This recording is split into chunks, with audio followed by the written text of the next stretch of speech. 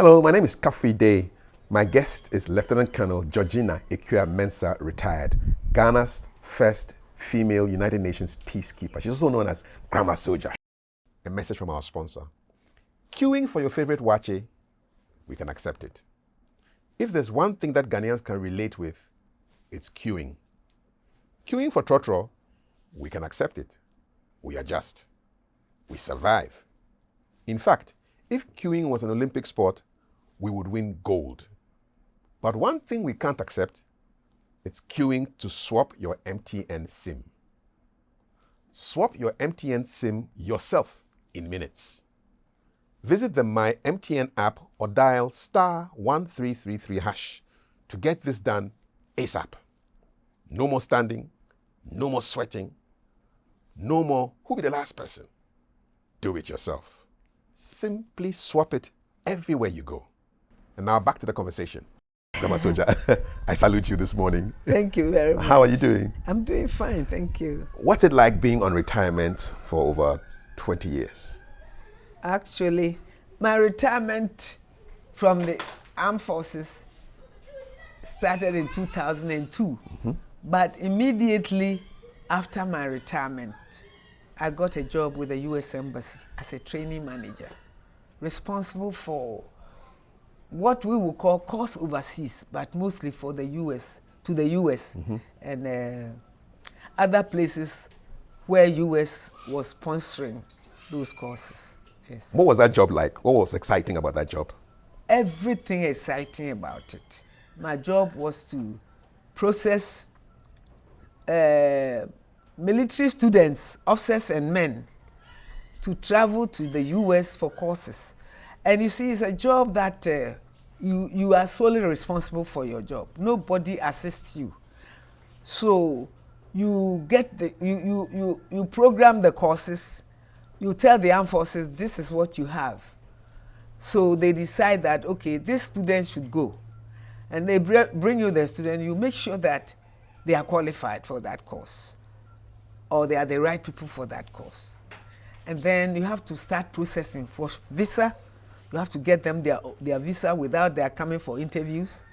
You have to buy them their tickets, confer with the schools they are going to in the US, give them all the required papers that they needed to travel.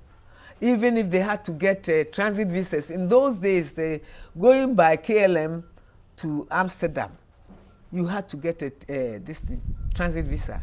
Even I had to go and get those visas for them. And then Italy, especially the naval officers, they had to join ships somewhere there, and you have to get them Italian visas. So it was hectic, but that was the joy of it, you know. So that was what I did. You enjoyed it? I did. Oh, I did. It kept me busy, and it kept me important, and it kept me well versed in a lot of things, to the extent that even the Europeans, which was our headquarters of our office, was called Office of Defense Cooperation. Later on, they changed it to Office of Security Cooperations, because it's defense dealt mainly with the military. So they encompassed everything, even the NADMO and things like that. So it became Office of Security Cooperation. Okay, and where was I? You were just talking about how you enjoy the job and the things that you did. There was a lot of travel to Germany. How much travel? In a year, how many times would you travel to Germany? Sometimes 3 times. And then they also attached HIV to my training, to my course, my work. So also I traveled. And later on, of course, they opened the whole office for the HIV person. What were you doing on the HIV desk? I just go on meetings and workshops. Like I went to Rwanda, I went to South Africa twice for HIV. I went to Stuttgart purposely for HIV training. Yes. What lessons did you learn from your time with the American Embassy? You don't play with the consular, otherwise your feet won't touch ground. anybody coming to you, sister, I need a visa. I said, thank you, please. Because people, when they hear that you work at the American embassy, they will assume that you can give visas. Exactly. So you don't go there. You'll be sacked right there. You'll be sacked right there. People were being thrown out, left, right, center. What kind of requests were you getting about visas? What were some of the strange things people were asking? There was one time which I remember very well. I went to church. And this lady thought she's working in a traveling agency. And she approached me and said, can we work together for visas for my people who are traveling? I said, thank you, madam. I want to chop. A real temptation, oh? Yes. That is what the boy who took over from me, I told you that I worked for up to 2012. So about 10 years? Yes. And then 2013, I had to go and do 3 months because this boy, the names of officers or men who were going for training will be brought to me. And I will write a request telling the consular who they are, where they are going, how long they are going to stay before I give it to my boss to sign for the visas. And this boy could add names. Oh. He could. 3 months, only 3 months. I left. He came in November and I left in December. And January he had gone. He ran away. He was adding names that were not, part of, and then collecting money. Terrible. So they had to bring you back to fill the gap? Yes. Okay. 3 months. They even wanted me to stay longer, but the deputy ambassador said that my office was not trying hard enough to get someone to replace me. So the woman told me personally, she was called Furita Toy. She said, Georgina, it's not because of you, but they have to try and get somebody to replace you, so they made me go. Otherwise, I would have maybe still staying with my SEMA free. Were you sad when you had to go? No, not actually. But because I built relationships that have lasted up till now. It's surprising. Those young ones who are still working in the embassy, they still visit me here. Oh, that's nice. They send me money. Oh. There's one of them, Auntie Grace, who was longer in the system before I went. She's now in the US because after so many years, you are allowed to go with a green card. And Grace has worked so long. The other day she sent a parcel through to the embassy for me to collect. When the girl told me that I said, well, I'll come and collect. No, auntie, we have to find a way to bring it to you in the house. And they did? No, I was going for a funeral in Bema Camp, so I passed through the embassy. You should have seen them. All of them came down. Auntie Georgina. I mean, it's fantastic. It was really nice. Yes. How do you feel when you see the Chief of Defense Staff in the news and you realize that he actually passed through your office? Yes, he did. For training? CDS, the CNS, that is Chief of Naval Staff, and the CAS, Chief of Air Staff.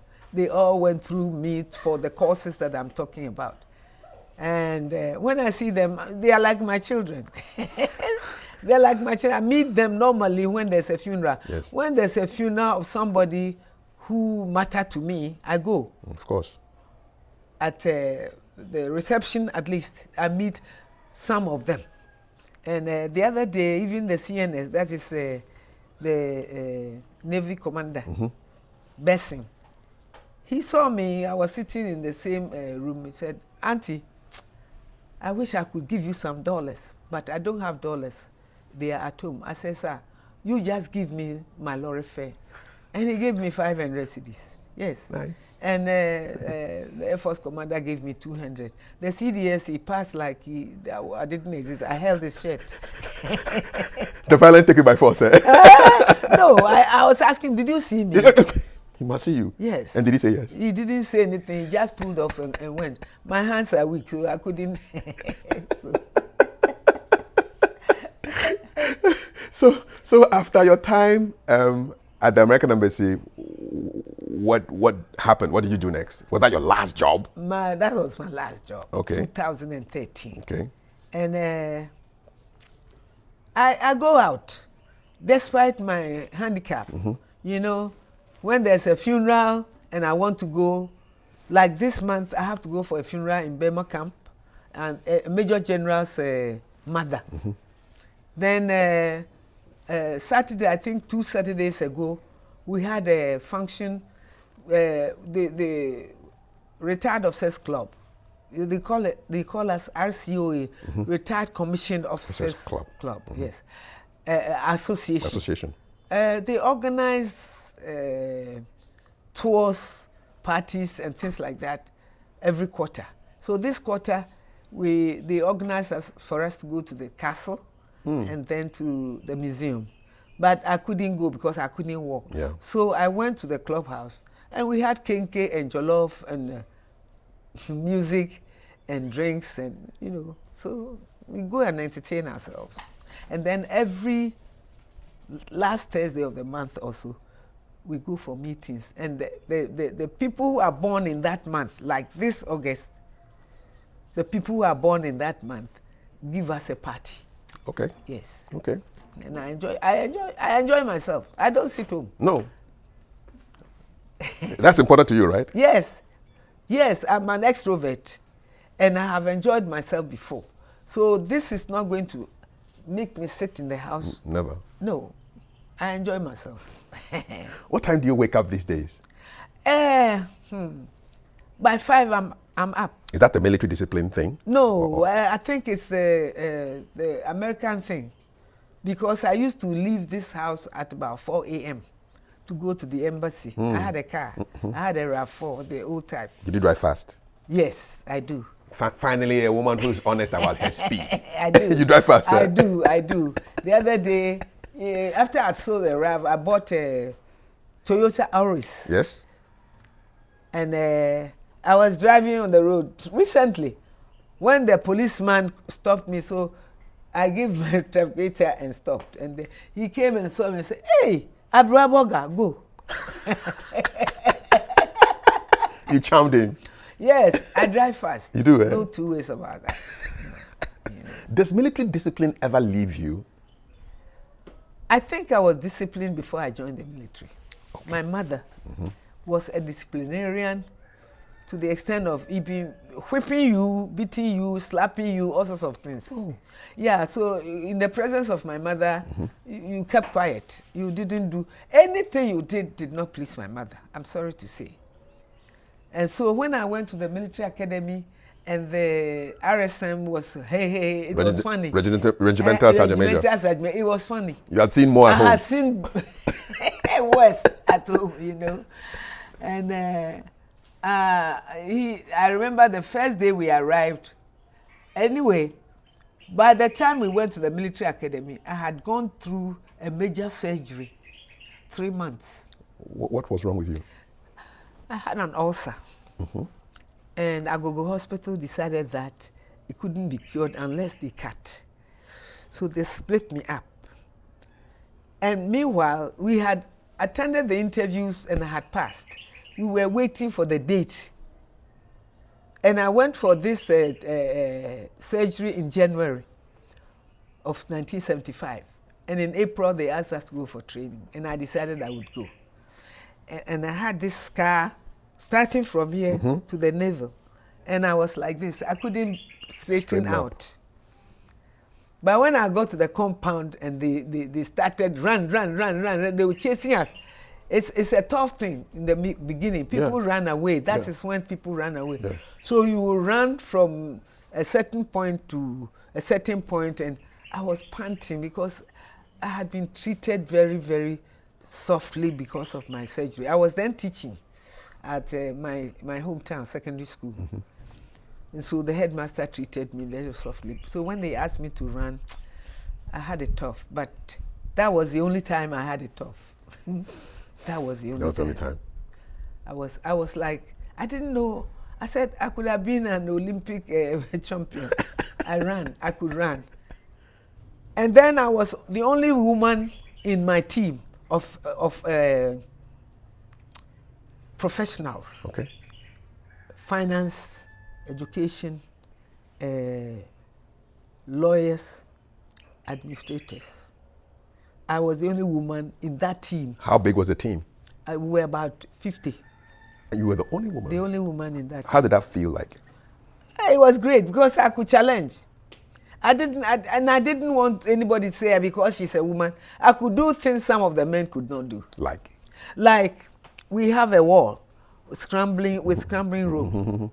I could climb like a lizard, and I know that one officer, even recently, one officer was making fun. He said you could climb the thing and jump over. And then one of our juniors, he came here, he wanted to buy my house. Only his son said he didn't want Dodowa.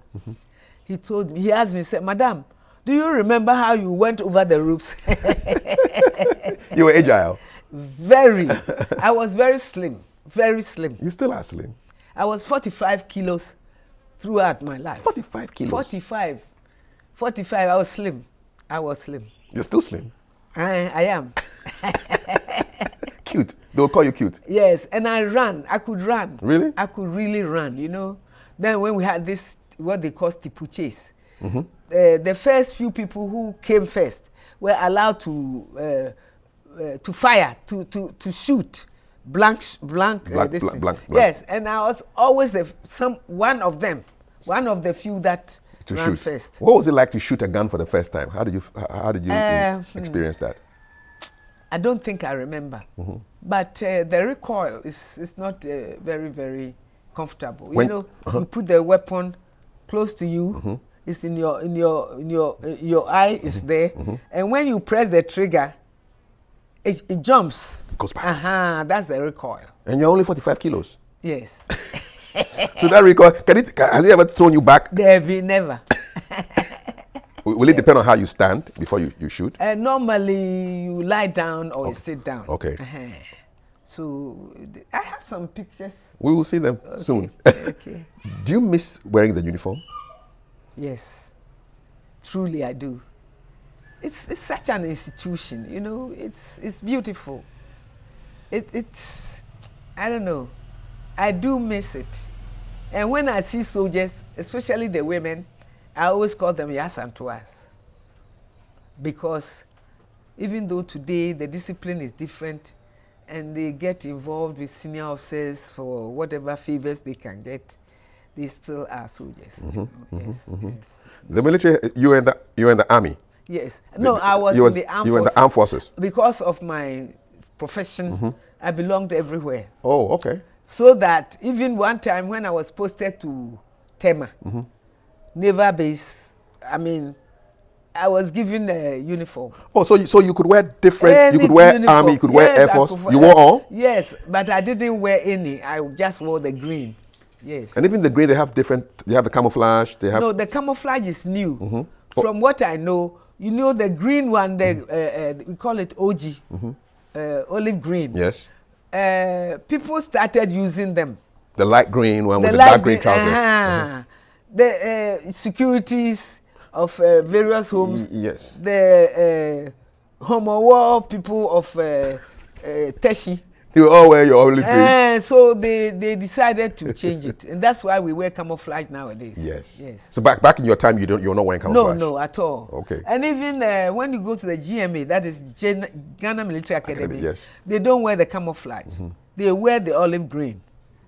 They still wear the olive green for training. It's only when they pass out that they are given the camouflage. Yes. What don't you miss about the army? What do you not miss? I don't think there's anything. You miss it a lot? I don't miss it a lot, but I love being there. You've loved it. There's nothing I didn't like, except for my promotion, which I don't think I should talk about, because somebody was destroying me to somebody who was big enough to give me my promotion, and the person, the big man, when he became bigger, where he could not do anything about my promotion because he had passed that, he told me later, he said, Georgina, there was a time I hated you. Oh, confession? Yes, because people were telling me things. You forgive him? No, I forgive him, but I can't forgive that woman. I can't forgive that woman because it is she who. And I said, sir, but don't people know that old friends are the best? You were my friend, right from maths, you know. So that's why I'm still a lieutenant. I deserve to be. Look, when we were on the course, some Nigerian officer said that, as for you, I was they called us SS, senior student, because of my rank at that time. I was a major. All the men, the junior staff course. Also, I was the only woman there. And I was the SS, and I won't let you sleep. They say PT time. I'll go and knock every door. You make sure that you are getting out for PT. And one Nigerian officer was supposed to have commented that I could command a battalion. Yes. Which means? Yes. What does that mean? It means a battalion, yes. Who commands what rank commands a battalion? Lieutenant Colonel. Mm-hmm. At that time, I was a major. Yes. It means you were higher than actually where you were. Yes. You had the potential to do something more. He said, because of the way I handled the students, my colleagues, some were majors, some were captains, I could handle them very well. What was your secret? How did you handle the people very well? You don't joke. When they say we have to do this, you have to be there, because I won't let you sleep. There was a policeman who they says, "Dear cry na small girl be na You handled them. I did. Do you still follow developments with the Ghana Armed Forces these days? Not much. Not much. Not because of lack of interest, but I'm tired. How about the conflicts and the UN peacekeeping activities around the world? Do you follow them? I don't get involved. You don't get involved? You don't follow it? No. How about when you hear of Lebanon, are you interested? Because you worked there for a while. Yes, Lebanon. It's painful what is going on between the Israelis and the Lebanese and the whatever. But my first trip in '84, that ended in '85, 6 months, as a PRO. Public Relations Officer? Yes. You want me to go back there and show you why I was chosen? Since we are there, let's just continue. Okay. What happened was, education officers didn't have any role, as we say, in the OBAT. OBAT is Order of Battle. What is an education officer going to do in a war area, you see? Yeah. But the PROs went there, and they wrote the papers that depicted what Ghana was doing. Exactly. So they were few. So every other month, every other 6 months, one person will go again. And so they give that appointment to education. After all, it's all English. Exactly. And they hadn't learned any media, anything. So when the appointment was given to education, my director nominated me. This is how it started. Director nominated me. And when the information went, somebody sitting at the headquarters, at that time it was Kwenu, who was he called himself GOC, General Officer Commanding, at Flagstaff House. When the information hit, they deleted my name, and funnily enough, a soldier whom I had taught English to become an officer was the one who was going to replace me to write paper.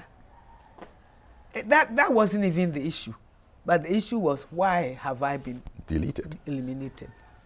So I went to Kafui. At that time, he was the commandant.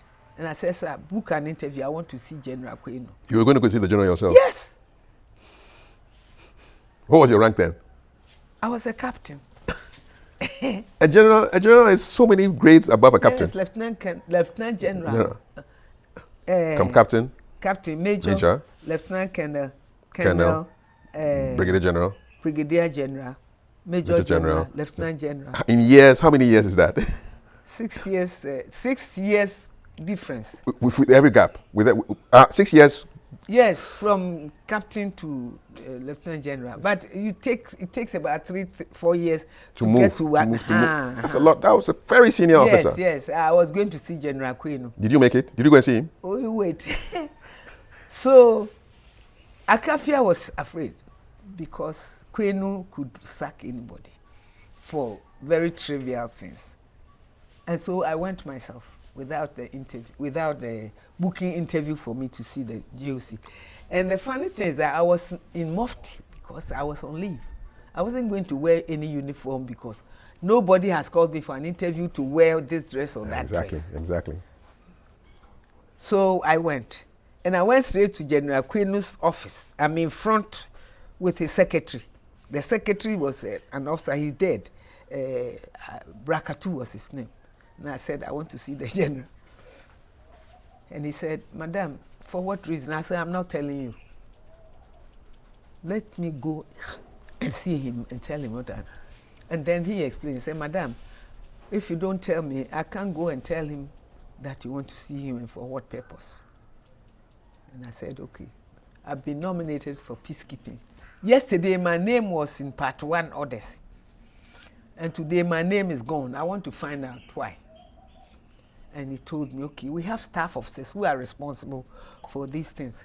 So he told me to go and see the staff officer. I said, I'm going. If he cannot solve it, I'll come and push you off. No, I'm like that, Kafui. I'm not boasting. I'm like that. Yeah. So I went to see this staff officer, who was at that time a colonel. And I told him my story. And he started laughing. And I said, why, sir? Why are you laughing? I was like that with them. I was very cute with her.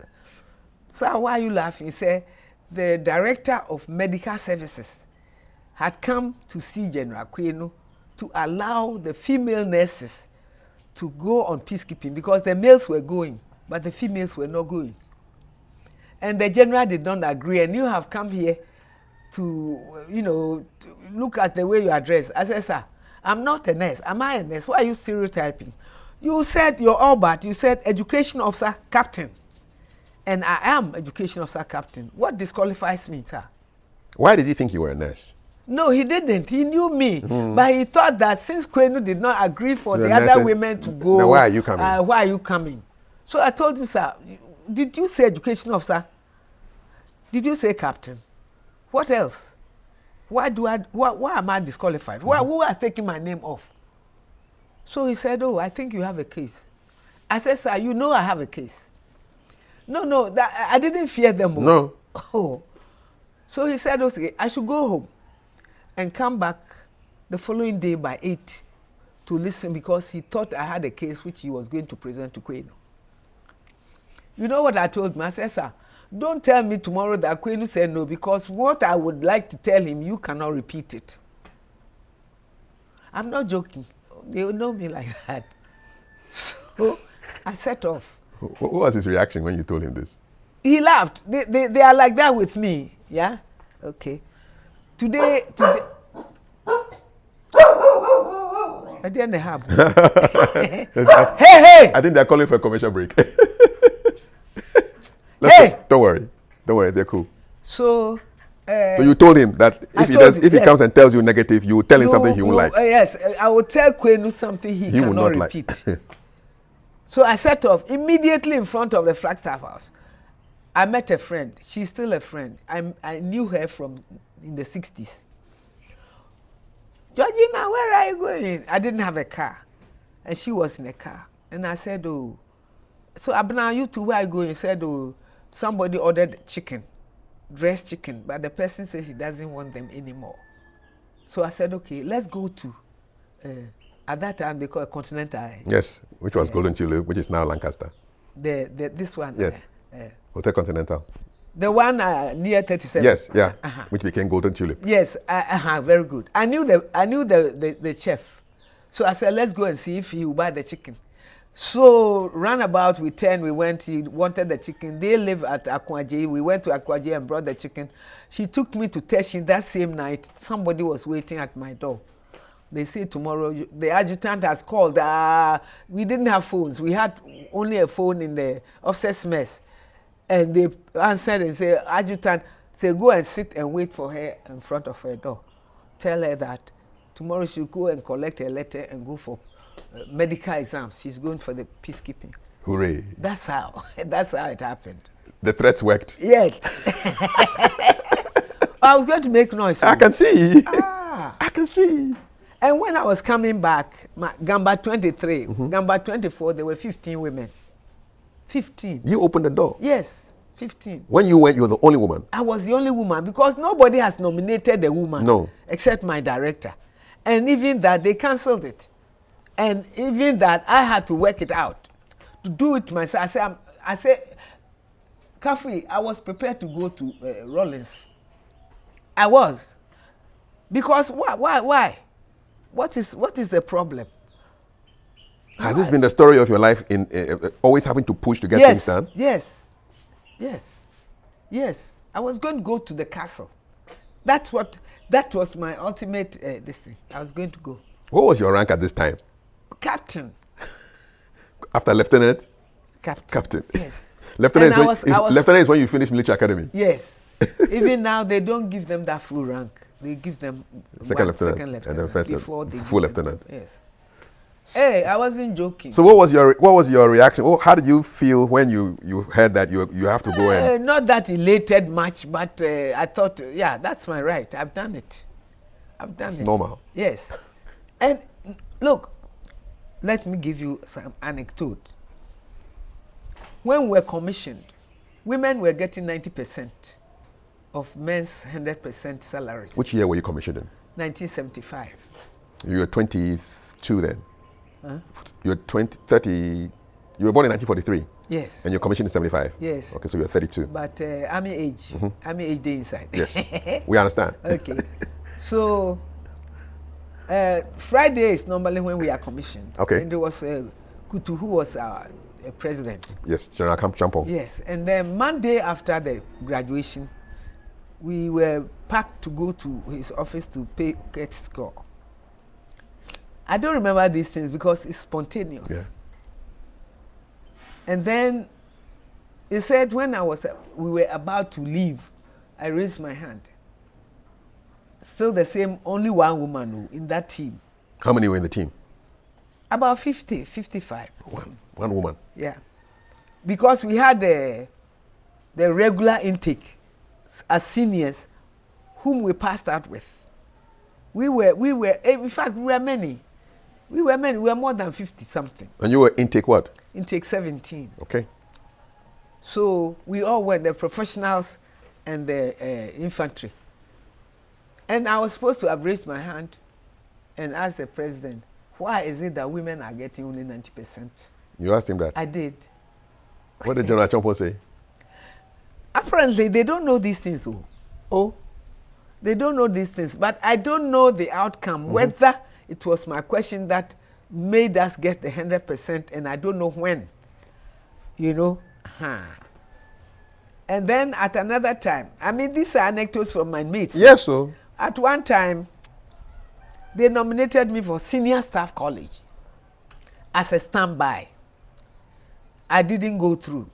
The following year, when they were nominating candidates, they didn't include me. One Victor Gamo, he said she stormed the army headquarters when they were having coffee break to demand why somebody who was on standby last year has not been included in this, and they included me. He stormed there? Yes, that is the word he used. Who did you go ahead and confront? No, I don't know, because coffee break, all the officers are there together. That is my nature. Oh, Yakpa, they put you inside? Oh, yes. That year, they put me inside. You put me on standby last year, and this year, you refused to add me. How long am I going to be standby? I went. I went. What's your message for young women who are trying to break through in whatever field? It's not even just the armed forces. They won't do it. You mean, okay. Yes, what's your message to people? Be dynamic. Don't be afraid. Don't go and sleep with anybody because it doesn't work. You have to sleep with all of them before even that won't work. So forget it. Be bold enough. If you have it in you, step forward. Don't be timid. I mean, if you can't do it, don't do it. But if you can do it, please, why not? You know? Nothing happened to me. And let me tell you, when I was in the U.S. Embassy, Fridays were our 12 o'clock closing. And I used to go to the command mess. You know the command mess? It's at Bema Camp, officers mess. To go and sit down with officers and chat and things. Do you know what somebody told someone to my hearing? She's the only woman who was not. in the armed forces. I'm telling you, a colonel said that in my presence. I won't let you sleep with me. If I want to sleep with you, I'll sleep with you. That's all. But a man will not sleep with me because of something that I want or something he can give me. Nobody can give you anything, you know. So that is, that is Very dynamic and forceful. Yes, I still am, even at 83. I don't joke. I don't joke, people. So you get on the plane and you go to Lebanon. I went to Lebanon. What was the route like? From Accra, where did we go? Oh, I think we went to Tel Aviv. Israel. Because at that time, Beirut airport was not safe. So we went to Tel Aviv and were brought down to Lebanon by road. Yes. What was your first day like in Lebanon? It was like a bush or this thing, prefabs. Yeah? Cold, it was winter because we went in November. Of 84? 84, yes. And it remained cold. And well, I had, you know, I studied in Germany, so I knew winter. But their winter was terrible because it wasn't like there was snow, and it wasn't like heater. So it was cold. But we managed it. And I used to travel with the CEO wherever he went because Commanding officer. I was supposed to write up whatever activities were happening in the various positions, you know, A company, B company, whatever. They were scattered all over Lebanon. I mean, all over our area of responsibility. Right. So we have people here and people there and people there. So CEO visiting, you go with your cameraman, take pictures, come and write the story. Or the people themselves will write the stories to you and then you edit. Edit them. Who was your commanding officer? Lieutenant Colonel, I've forgotten his name. At that time, it wasn't General Erskine. No. Erskine was in the 70s. Erskine was far ahead. Erskine even came to, was it Nakura or Kafui Dunin? I can't remember. Asamoah, Lieutenant Colonel Asamoah was Erskine. How was he was a commanding officer? Yes. Okay. Yes. Did it get, I mean, you were the first Ghanaian female peacekeeping officer. Did you recognize the significance of you being the first? I don't think so.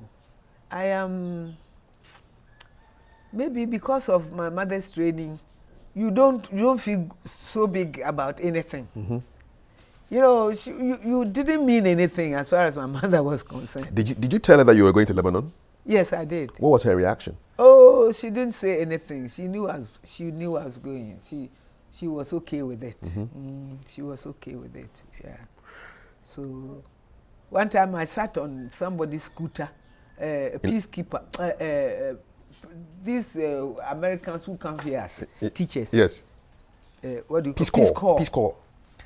I sat on a motor from Bompata to Accra. They said, "Who's wrong?" Were you wearing a helmet? No, I wasn't. Grandma, why? Was the rider wearing a helmet? No, he wasn't. Bompata to Accra. Yeah, it was an American. I came here and back. That's a long trip. How long did it take you? I don't remember. Oh, who? That was before my army days. But it was a long time. It's a long trip. Or motorbike. Kafui, I don't fear things like that. I'm not timid. I'm not timid. It must be quite exciting being on this motorbike. Yes. And you were chatting while you were going? Yes, Kwame. They called him Kwame, the Obroni. What a trip. Yeah. So did Lebanon get scary sometimes? I mean, because this is a war zone, isn't it? Not for me, because I was at the headquarters, where we didn't have any problem with bombing and things like that. But bombs were going around. You know, the Israelis were bombing, people got hurt and things like that. But there was never a day that we went into a bunker at the headquarters. Okay. Because the headquarters was safe, you know, and it was okay. So you left in November of 84? Yes, and came back after, I think, August. What was your rank when you were deployed in 84? Captain. You were still a captain. Yes, yes. About to make a major. Okay. So, did you have the blue berets that you wore? Yes, I yes. When you see those berets now, what memories come They to you? They don't mean anything to me anymore. At all? No. Back then, though, what was it like? Okay. Just like anything else. What would be your typical working day? In Lebanon. Yes, as PRO for Gambat 23. Following the CO everywhere he went. My commanding officer. Yes. He didn't sit down in his office. We would go around visiting the various positions, what we call positions, and asked about their problems. Photographs would be taken, and then we'll come back. And then you come and sort out the stories you have written or the stories they've given you. Started editing. And then I had to go to Israel, to the publisher, to arrange the paper, where to put what, for some few days, living in the house of the publisher. Okay, in Israel? In Israel, in Tel Aviv. Tel Aviv. Yes. Did your name appear as a byline to the stories? I think so. I don't know why. Yesterday I was searching for the papers, but the only ones I saw were those I published in Nakora. Nakora was the chief military press information officer. That was 96. Yes. That one I had to write editorial, always. I have them here. But the Kafui Dunin, which was the name of our paper in Gambat, I don't know where I put them in. So I don't remember. But my name always would appear as the editor of the paper. Yes. What was the most exciting time in Lebanon, the first time you went to Lebanon? I wasn't excited about it. Nothing. Nothing. And some of the male counterparts were not very friendly for my appointment. They didn't want you there? No. Even I remember those two officers. One was our mate, and is our mate now, and one was senior. They would sit down and talk and talk. I don't even follow CEO when he's going somewhere. One officer who is dead, he was in position A. He would come, Ekuya, why are you having problems? I said, why? They say, oh, they say that you don't do this. I said, oh, Captain Aquano at that time. I said, no, it's not true. He became a brigadier. I didn't even meet my GMA in Take 17, but he was in Sandhurst. And then this also. The two of them were also, in fact, they made my life miserable. If I were a weaker person, maybe I would have opted to come down. They were always talking about me. CEO is going, she's not following him. CEO is doing this. There's a function, a mess. There's not even a photographer. Somebody said, didn't you see her photographing? The other ranks are normally not company in our midst. So when we have a function in the mess, I was taking photographs myself. And these people were always yabby. When my paper came out, the first paper came out, they then say, hey, Ekuya, we've done well. I said, why?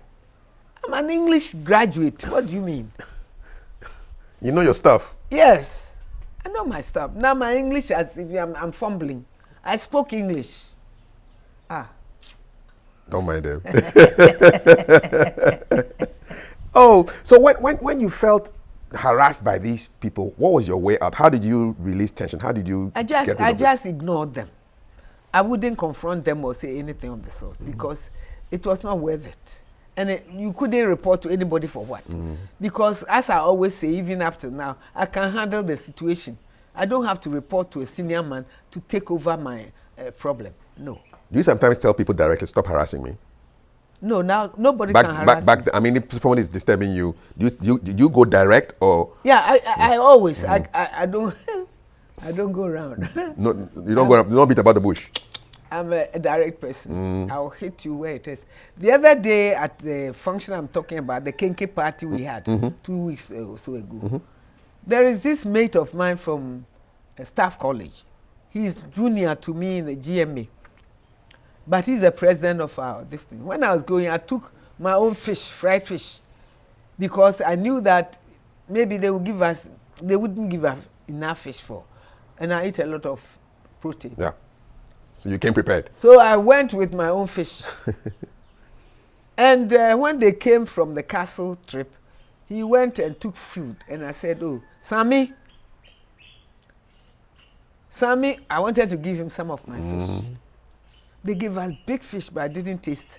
So I shredded them for the dogs. And I took Odoi. You know Odoi? No. Oh. Odoi. Valerie, you know Odoi? Ed the papa. Fisher. 800 cedis sheha. And the brigadier came, also didn't go to the castle. So we sat down and started eating my fish. That's all. So I wanted to give some of the fish. He didn't mind me. Do you know when I got home, he called to apologize. He knew what he had done. He called me. I hadn't reached my room. The driver dropped me. I was sitting here when he called me. He begs me. I say, it's okay. Tomorrow I won't talk to you again. That's all. Whether you apologize or not. So are there a lot of people you have cancelled from your life? Yes. Okay. He's number one. So you do your tour in Lebanon, you come back in 85. Yes. When you came back, where did you slot back into? Back into maths. Okay. And then I was posted to Tema. I was living still at Mats. Not Mats, one brigade. They call it a Southern Command. They had given me a 2-bedroom place. At Mats, I was living in a single room, self-contained. So I was living in that place when my great-grandfather, the father of my grandmother, yes, settled here at Dodowa. Ah. Yes. So one of his sons died, and I wanted to come for the funeral.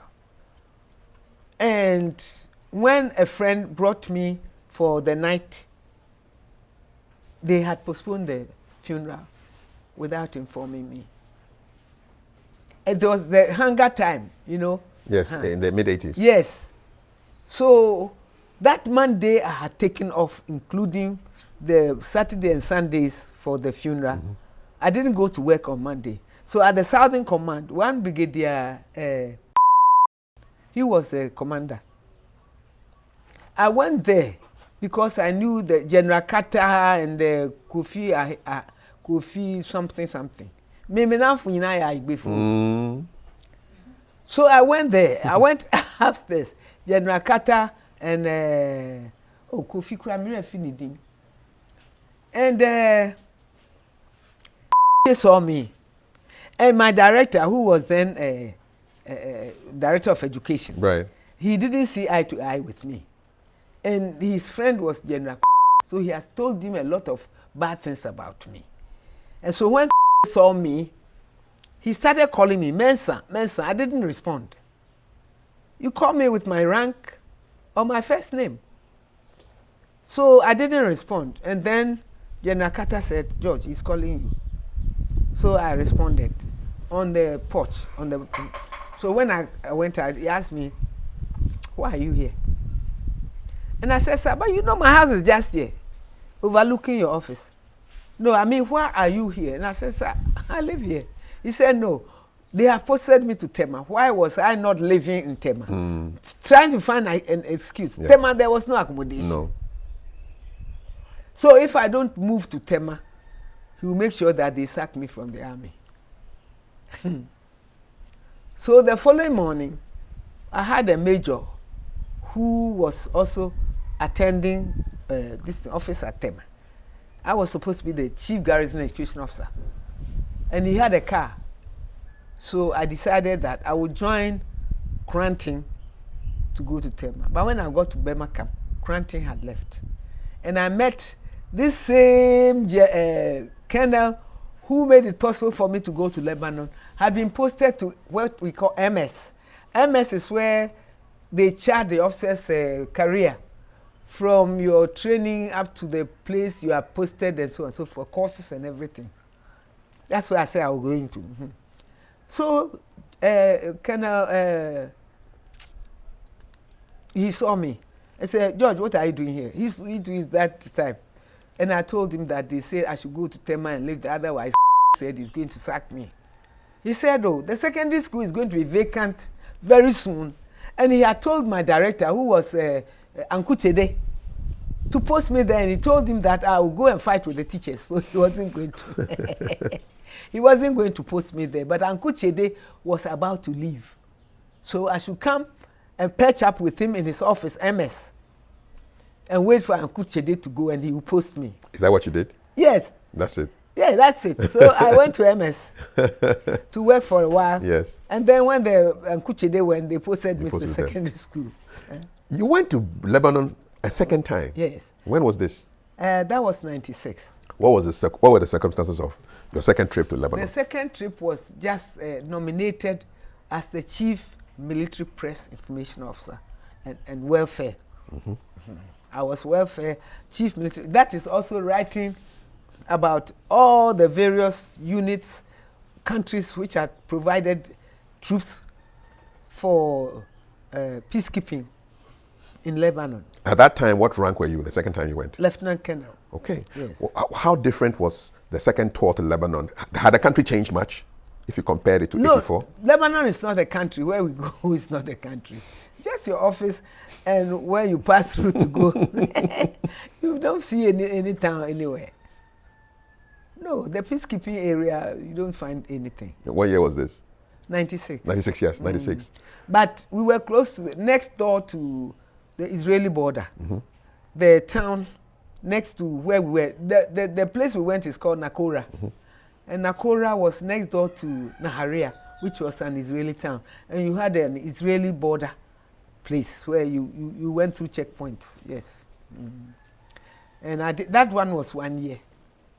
So apart from collating the information, the units will bring you their own thing. Exactly. And then you edit. It was difficult because look at the Polish writing English to you, you don't even know what they are talking about. All sorts of countries. The Polish, the Italians. The Italians were in charge of, they were the helicopter pilots at Nakora. Mm-hmm. And you have the Poles who were the doctors and nurses. Okay.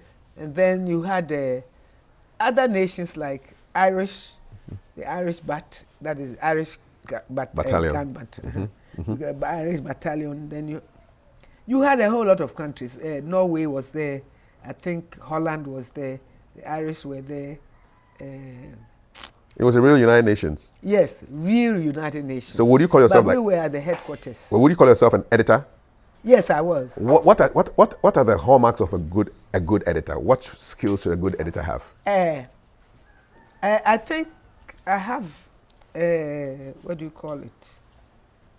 I am endowed with coming out with a story. Mm-hmm. When we got there, I had to write editorial for the paper which was just about coming out. And I did it to the surprise of the Irish officer who was my assistant. He was a major. It was surprising. He says people say I didn't write it. I said I wrote it. I have some of the papers there, you can read it. It comes out. And then my English is not too bad. Your English is good. So it was not difficult. Was that your major in the university? Did you study English in the university? Yes, Germany. Okay. In Germany. You studied English in Germany? Yes. And you can imagine, they make sure you speak it. How did you end up in Germany to study English? Kwame Nkrumah scholarship. Ah. Yes. How did you apply for that? How did you know that? Apply. How did you know for that scholarship? I didn't apply. Let me tell you what. I was at Legon doing this School of Performing Arts after school. Okay. And then at Art Center, there was, I think it was a Spanish man in charge of Art Center who was producing a play. And they needed somebody who could speak English. So the guy came to see our director, who was Mario Poku. And he asked me to go. At that time, I was living at Medina because I myself had gone to, I was living at Adabraka. But I thought Legon and Adabraka is quite far. So Medina was then a new township. I went and found a room, and I rented a room in Medina. Based on that, Mr. Mario Poku, Prof, he found a house for all of us with rooms for each person, based on what I did. So I would go to Art Center after school at the School of Performing Arts, and then go to Art Center. What were you doing at the School of Performing Arts? Dancing, of course. That was your program? Yes, I was there. No, I applied to do it myself. Oh, okay, you wanted to do it? Yes. Was it for educational or degree purposes, or just to dance and enjoy myself? Which dances were you learning? Everything. Ashagbeko, Gaun, Adwa, all the dances that they do. I know it all. I'm sure you're a pretty nifty mover on the dance floor. Yes. So you're in Medina now? I'm Medina now. I live there. I'm going to the Art Center to rehearse for the play. I think, if I remember, it was called the Fifth Landing Stage. Atokatolia. Yes. So this Spanish man requested, and Professor Poku sent me. So I will leave Art Center and go to Medina at that time. And it went on until one day the guy told me that there was a scholarship to go and study theater science. That's what the Germans call it. It's a 5-year course in the university. Theater science. So he wants to give me one. Am I interested? I said, are you joking? Are you joking? Of course, yeah. So I said, yeah, of course. Yes. And later on, they were sending people to the US. If I had gone to the US, I would not have ended up with what I have now. Because there they were strictly dancing, if it's dancing, ballet with my legs like... you be tippy-toeing and doing twirls. Abrewa. So when the man said this, I said, yeah, I understood. And then one day I was there when Mario Poku came and threw a letter at me, annoyed, that they took me to Art Center. They gave me permission to go to Art Center. So if I'm arranging for anything, I should let them know. I said, no, I didn't do anything. The guy just asked me. So I said, okay. He said, we're going to send you to America very soon, and so on and so forth. I said, a stone in the hand is, what do you call it? A bird in hand is worth more than two in the bush. Yes. So I took it up, and I went. Also in January '65. Which city was that? Berlin. And you were there for how long? I think 7 years. In Germany? So you were there when the coup happened? Yes. So let me tell you my story. Why did I not do theater science? I started. I was confused. German language, the aesthetics, everything, it was something I didn't know what was about. And the Germans, somebody said they are like the Bible. You can't change a word. So it's not that I could have changed my subject. What happened was, by God's grace, when the coup happened, I went straight to the authorities and I said, see, this theater science was Kwame Nkrumah's big program. He had a plan for us. But now that he's gone, I don't think these people are going to follow up. So please, let me change my subject. Yes. I want to do English. And they said, okay. I had already spoiled 1 year of my scholarship. So there are 4 years left. And English, you could be an administrator, 5 years. You could be a teacher, 4 years. You could be an interpreter, 5 years. So I only had 4 years, so I could only do the teaching part. So I took it up. I did teaching practice and all in Germany. What's that like? What is teaching practice like in Germany? Super, but at that time, discrimination was bad. Really? Oh, to the extent that a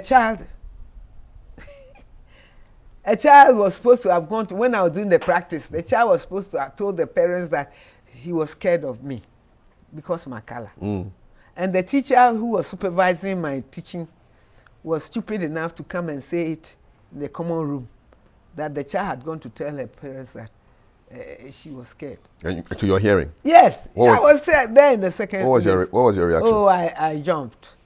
And I spoke German like I was born there. What did you say? I want to hear it in German. What did you tell her? Was meinen Sie, bitte? Ich bin schwarz, also das Kind. Maybe a few years no. Say me buy 1973. I check a What were you saying to her? Why are you saying this, madam? Does the black color scare a person who was a sixth former if you compare them to our class? Not even a child. I wasn't teaching small class girls. And then you come here in the presence of everybody to tell me that the child, so should I leave and go? Were you the only black person in that classroom? In that room? Who else will be teaching in Germany apart from somebody doing her practicals? Except that eventually I got a teaching appointment too, but I refused to stay. I had 3 days to start school. What happened was I went to Otoado's mother in Frankfurt. Our former Black Stars coach. Yes. His mother was your friend? She is still. So your friend, okay, yes. okay. She lives in Hamburg. She still lives there. And I had a boyfriend in Munich who was a German. The affair had broken down. So I went to Esther. And then I decided that no, I wanted to go home, to come home. So I left. I told the boy, he said he would buy my ticket if I wanted to come because he transported me from Ghana after I had left Germany to go back. So he would pay me my ticket to come back. Even though you had broken up? Yes, of course. He brought me to Germany. So he said if I was ready to go, he would pay. And Esther told me that I should go and collect the ticket. And Esther had gone on holidays to Britain. And her landlord had also traveled to Spain for holidays. So the letter came in my absence. And I left for Ghana. So when Esther came, the letter was there and she sent it to me in Ghana. By that time, the teaching appointment was in that letter. Yes. That I should go and teach in such and such a school. But I was already in Ghana. Would you have gone if you had gotten that letter? I didn't feel like that because, Kafui, I like company. I like people. Germany, you be alone on your own. Everybody is too busy. Those who are scrubbing toilets, those who are doing this, everybody is busy. You cannot visit and socialize the way I would want to. When you are a student, it's different. But working, everybody is working. They are all busy. You prepare your lessons. I said, no, I'll go back. So I don't think I would have taken that appointment. So when you landed in Ghana, where did you go to work? Okay, when I came in the wrong time when schools had more or less reopened. So postings had been done. 73. So when I went to the Ministry of Education, it was this guy. He was our former education officer in the army. Forgot this thing. I told him about this. I said, Georgina, they have, all the schools are full. I said, can I go somewhere to teach German? At least some good school is Achimota. But it didn't happen. So they sent me to Dwabing. Dwabing, it was a training college turning into secondary school. So they sent me there and I said, Dwabing is like my village. Why don't I then get posted to my own village? So it was in my village that I got this ulcer. I went to hospital. By that time, I had gone for the interview and passed. That's how it happened.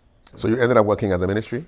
No, I ended up teaching in my village instead of Dwabing. And then coming to the military academy from there. What made you decide to join the military academy?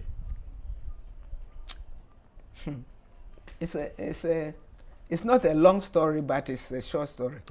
My boyfriend, when I was in the secondary school, was in Fansipim. He was supposed to have gone on strike with other students. So before they called him, he decided to join the Air Force. He became a pilot. Okay. And I became his girlfriend in my village. He came from my village. So I like the army way of life. It was nice going to the officers' mess. Even now, it's still very interesting, you know. So that is what decided me. So did you see an advert or? There was no advert. Okay, no. When I came back from Germany, there was an advert looking for people, different categories. Education officers, nurses, doctors, priests, all sorts of administrators, whatever. Those who had finished university. Yes. Kofi Abuaben is my mate. Ah. Yes. Captain Kofi Abuaben. Yes. He was a finance officer. Yes. So we applied. Normally my applications are very short. I don't write so much. Just like the US Embassy, I had a CV. I am this, that, about 1 page, and I put a covering letter, hoping that they would throw it away, or not hoping, but thinking that, after all. So instead of driving there, when I had a car, a RAV4, the old type, they were just about 2 in this country. I bought it from Germany when I came from peacekeeping. So I went and sent the thing by fax at the body, say it can get lost. And they called me for the interview, American Embassy. Yes. With other officers. Yeah. And that's how come you ended there. But with the military, you also wrote? Yes. Yes. And then and they responded? They responded. And they said what? They wanted to know the meaning of my certificate, which was written in German. German, of course. So I explained it to them because they call it diploma, which is not a diploma. No. So we don't do 4 years diploma in a university anyway. So they called me for an interview. And that interview, there was one colonel who always laughed when he met me until he's dead now. Because, and even my colleagues were asking me, what took you so long and why were they laughing so much? Because there was one question they asked. I was new. I didn't know about the new education system which is now working. And they made you pick a paper and you talk about it. But when I picked it and I made a face, they said, okay, you can put it down and take another. So I took it. What I took was about legalizing prostitution. And I spoke about it because I came from Germany. What was your argument? That they should allow, they should be legalized so that the people can get proper medical care and they can tax them if they can do that, as they do in Germany. Was it an all-male panel? Yes. What was their reaction? They laughed. They laughed. And what made them laugh more was that it was like they had taken me already because they felt good. And then they said if I join the army, I won't have children for the next 3 years. Actually, you can't marry for the next 3 years. Is that a rule? Yes, That was a rule back then? Yes, I think it is still, but maybe they have cut the years. So you joined the woman at that time. You joined the army. You shouldn't get you shouldn't have a child for the next 3 years. Yes. If you have a child, if you have a child, they will sack you. They did that to somebody. Yes, they did that to one nurse who went ahead of us. We went in the same intake, but they've passed out in 3 months, and we did 6 months. Actually, 7 months, because our seniors were passing out in November, whereas we should have passed out in October. So we had to wait for them to pass out together. She got pregnant and they sacked her. Wow. She's still walking around. She's our intake mate. So when they said you can't have a child before 3 years, I said it's okay. They said, don't you want to get married? You know my answer. I came out, I said, but you don't have to marry before you get a child. At all. And that's They got them laughing. You don't have to marry before you have a child. No. So they took me. They just took me, and they told us they would give us a date to report, and that's when I had this ulcer, and they went. And cut me up. What was your toughest day in the military academy? What they call ginger cadet. They were not days; they were months or weeks. Of being a ginger cadet? Yes. What's a ginger cadet? Junior cadet. Junior cadet. They call it ginger. What happened is that, to begin with, you are not allowed exit for 6 weeks. You can't leave. You can't go out. You can't receive visitors. The seniors will be at you morning, noon, and night. There's no sleep. They will whisk you. You close from job. From the even the teaching, what are they teaching? You sit in a class when you are like that. And the instructor will ask you to go around the building, but you still will sleep because they don't allow you to sleep. Very little sleep, so that even you don't sleep on your bed because every day there's inspection. And you lie on the bed, when are you going to make it? So you sit down and put your head on it. Early morning, by 3 a.m. you are up. You are going for road running. From Teshi to where? From Teshi to Teshi town and all around. Singing? Singing profane songs. I want to hear some of those songs. Okay. Mananso, mananso, mananso, odo, mananso. Na min fanshe ho, ochayede, mananso, mananso. And you, the women, are also singing these songs? Of course. I was the only woman in the team. Yeah. It gives you morale. Mount and so like that. Hey, there was one I liked most. Let me hear it. I mean, nakutu ya na hemu ko sana ne che.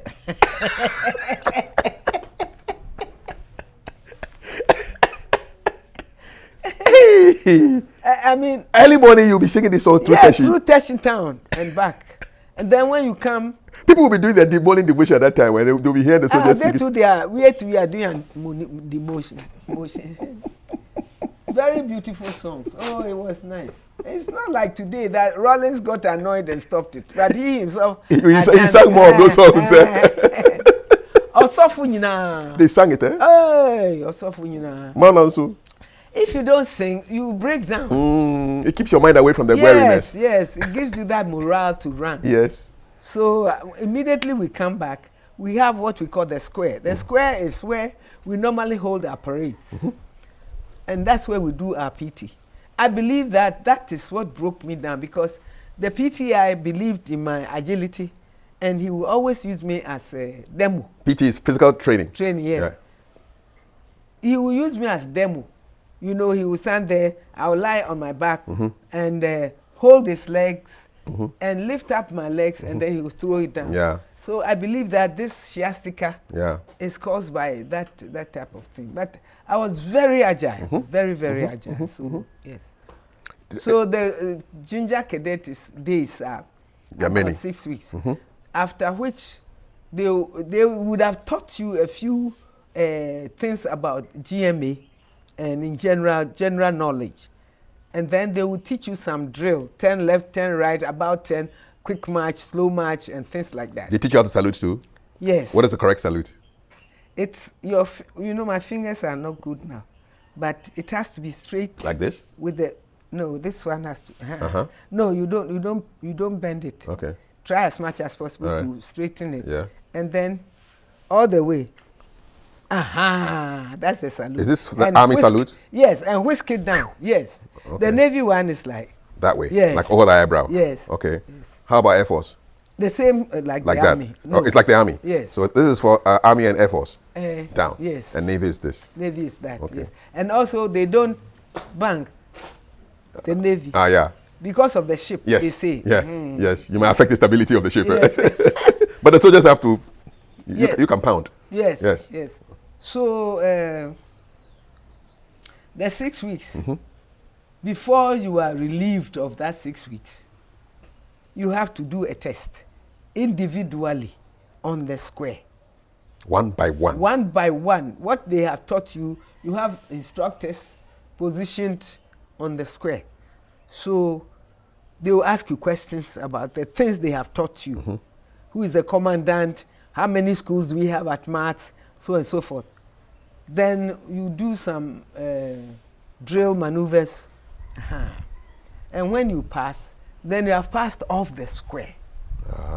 That is when you can wear your own dress. Otherwise, every day you are in khaki. That is when the seniors stop harassing you. When you are going to the mess to eat, we have a heaving bar. And all the time you are running. You as a junior cadet, you don't walk. You're always running. Always running, and then as you are going, and you don't move alone. They'll make sure that someone is following you. And if somebody is not following you, you have to move it left, right, left, right, left. You are counting like a mad woman. Constant motion. Constant motion. At any point, your feet are swollen because of jumping from heights. Oh my God. Walking on ropes, heaving when you are going to the dining hall. They have a heaving bar. You heave about 5 times. Before you eat. And you go forward and you do press arms before you go to the dining. When you get there, the seniors are at you, juniors out.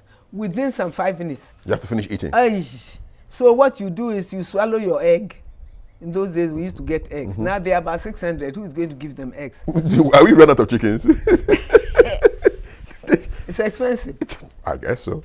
So you swallow your egg and the cocoa or whatever they bring you pour water to make it cool. Yeah. Wow. It's not easy. You swallow the egg whole. Yes. So I would show when my become kakra. That's when people ran away. People ran away. People ran away. They couldn't take it anymore. No. Did you feel like running away at a point in time? Sure. No way. No way. No way. No way.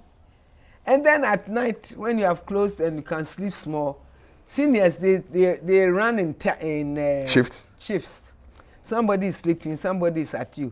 Left, right, left, right, left, right, left, right, left, right. By the time they leave you, you are sleeping. Have you marched in the night before on the No, not on the square. They call it lines. Our dormitory. We have corridors. Yes. That's where you will do your drill there. Shift you. They call it shift. They will shift you. When they leave you, you are about to fall, and it is time to, gather for the morning road run. Where were the women housed? We are in the same place. With the men? I had my own room. Okay. And the men, they paired up. But you had your own room? I had my own room, yes. Meaning you're the only woman in that intake? Yes. Did you feel lonely? No. Do you have time to feel lonely? You don't have time to feel lonely. You didn't miss talking to other women? Oh, but the men were small. You don't know what I mean. Yes, they were. They were younger than you? They were small? No, what I mean is they didn't mean any, what do you call it, intimidation. They couldn't intimidate me. No. If anything, I intimidated them. Did anybody tell you that the army is for men? What are you doing there? Did you get that kind of feedback from? No. Nobody told you that? No. And let me tell you one interesting story. Recently, we buried one Lieutenant Colonel. Recently, I think it was just the end of this last month, called when we were still junior cadets, not supposed to go out.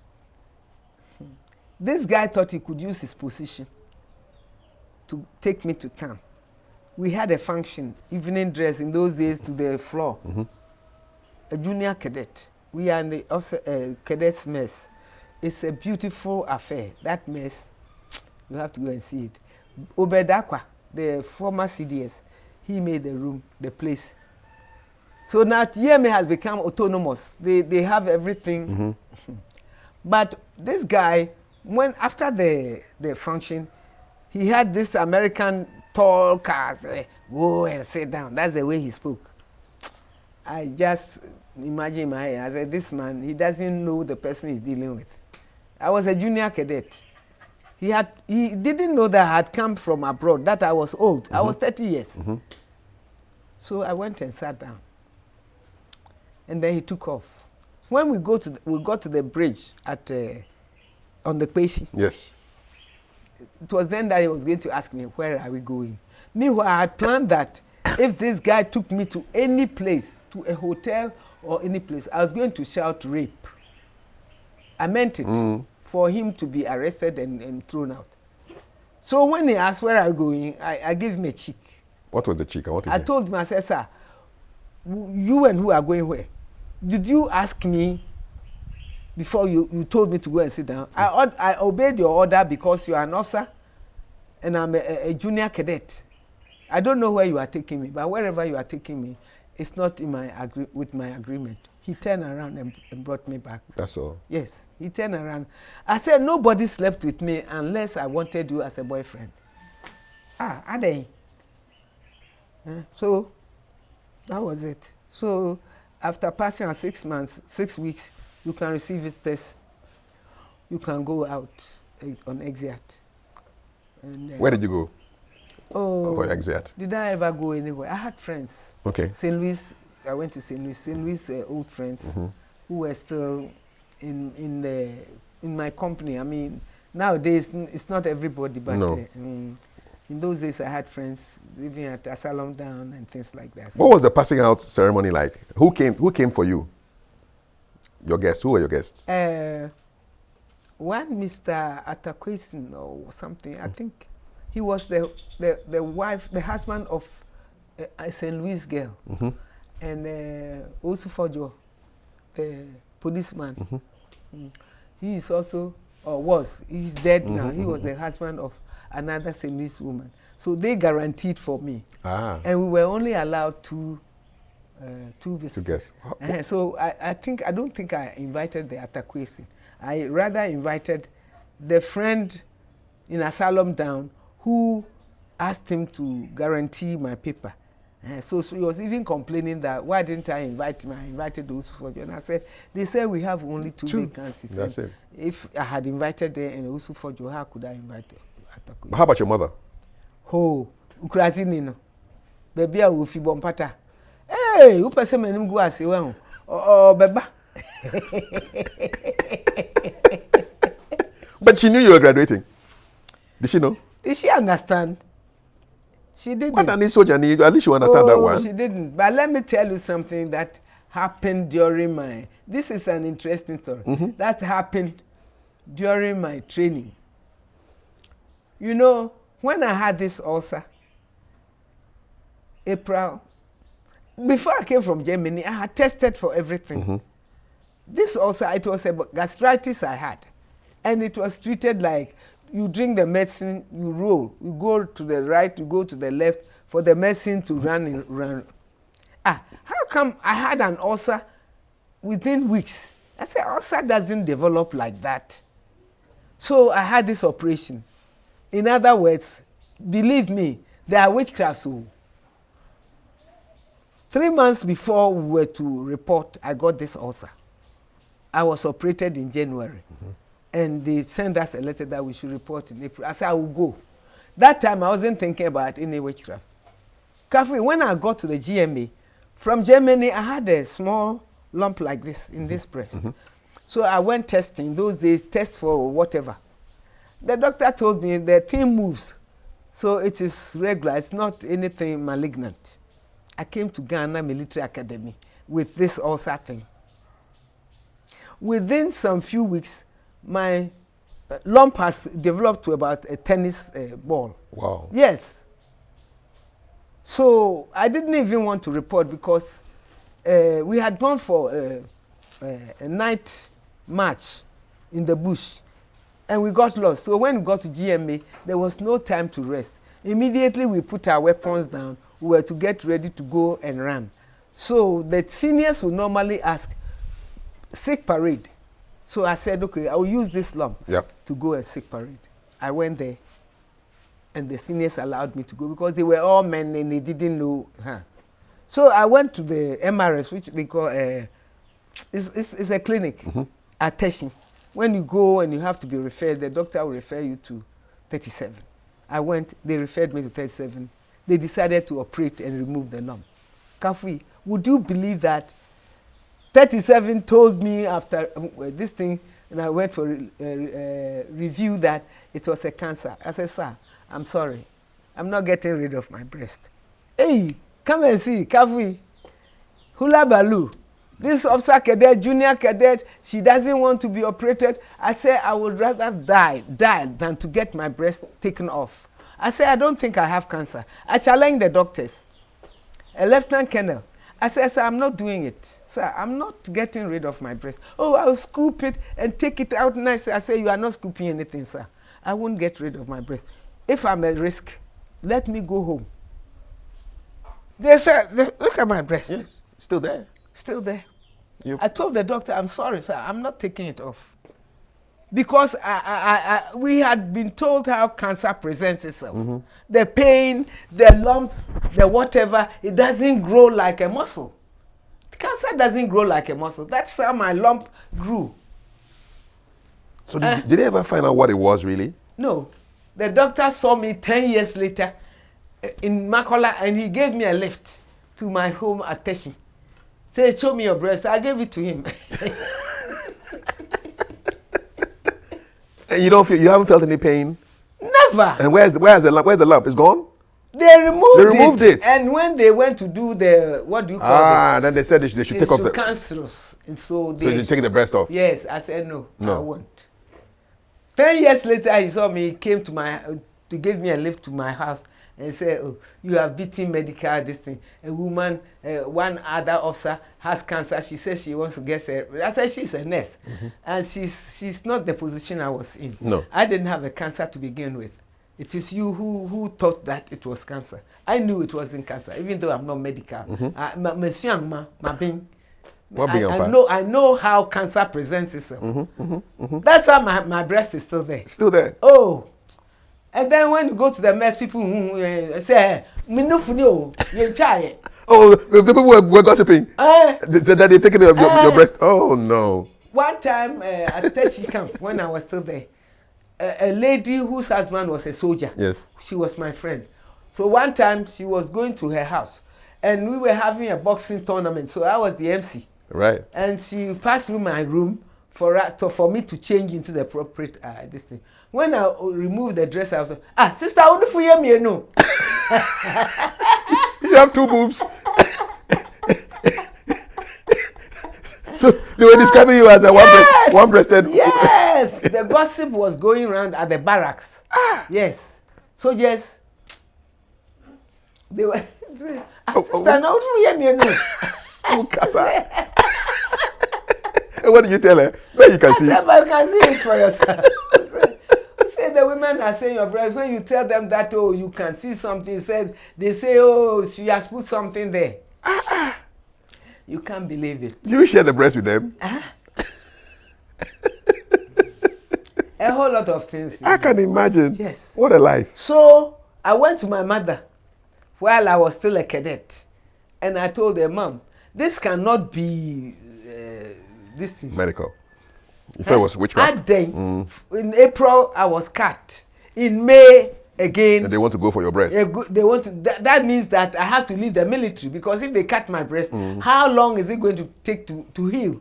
So I'm coming to tell you, to warn you and your sisters and brothers, that if anybody has anything to do with what is happening to me, you don't want me to join the army. Now I know how to shoot. I told my mother. What did she say? Equia. So what could be na say me the odd way I haven't been anywhere. But it is not normal that I should be operated in January and then in May. Why? But why would you think your mother would know something about it? So be you or what so no the beko. Be you or Kafui, be you or yeah, witchcraft day. Yes. Be you or pa. So they left me alone. They left me alone. But how? January and then May. Within the month, it all happened during my military. This thing. Would you? Somebody analyzing it from a medical point of view may say, "Oh, maybe you were super stressed. You were very stressed, and so these things were reflecting." No, it wasn't a stress. Yeah. Now, you lump also fast stress. What has the stress got to do with lump? You know, the lump was like this. And then in fact, I would describe it as like an orange seed. And then within a short period, 3 weeks, the thing became big, like the table tennis ball. You know? And then these people are claiming that I had cancer. Well, I'm glad you resisted that, doctor. Oh, yes. Can you believe it? You resisted him fiercely. How? Mr. Doctor, I say, hey, you should have seen the interview when I got to GMA. At Medica, that man who said one man, one machete, who wanted to make a coup. He was at the gate, marching me through to the military academy. And the director here, CEO, commanding officer, the chief instructor, all the officers that mattered, I went for their interview. Then I went for General Buachi. He was the one rolling scale. He was the commandant of the place. I said, sir, I understand, but I want a second opinion. I told him, sir, if they want to cut my breast, I want a second opinion because that will be of my own advantage. If he told me later that that was what stopped them from chasing me, the second opinion. And they were scared that maybe it's too true I didn't have cancer. Exactly. Yes. And then that will counteract whatever they were trying to do. Yes. So that is what stopped them. And I finished my training. And they posted me. Normally, when you are not a professional soldier, that is not infantry, you go through what they call regimental training.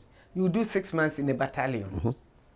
But I didn't because, sorry, no.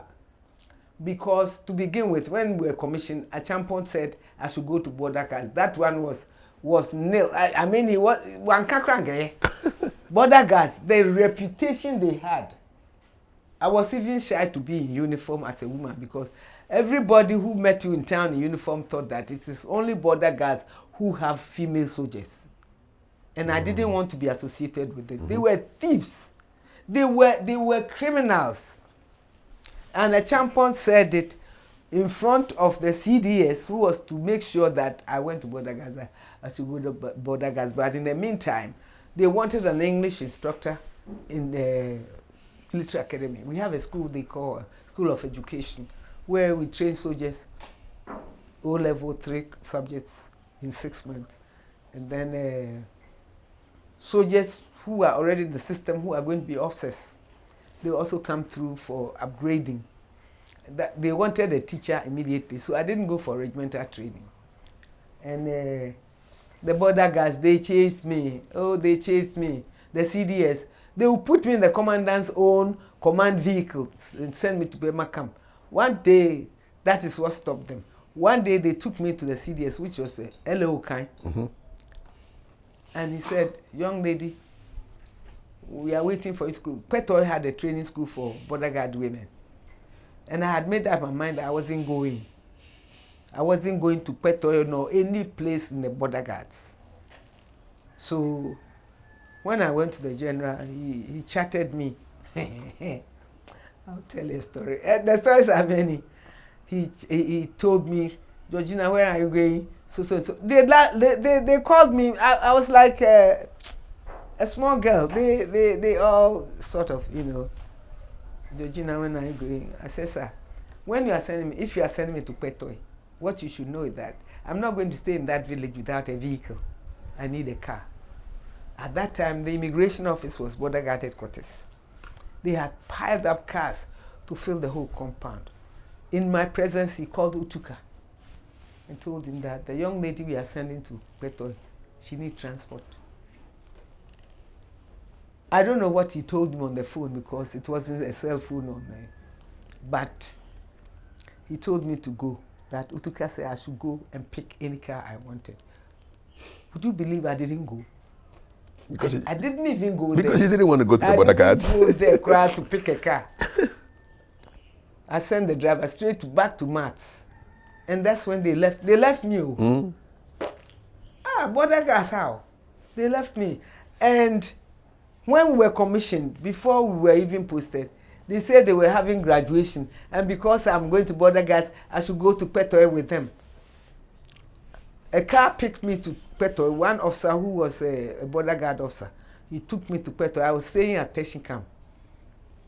When I went, I booked for a single quarter. Made my bed. I took my evening dress in those days, so whatever. Then we went to Petoi and had the graduation. We came back to Ho. I went and changed into my evening wear because we were having a cocktail in the officers' mess.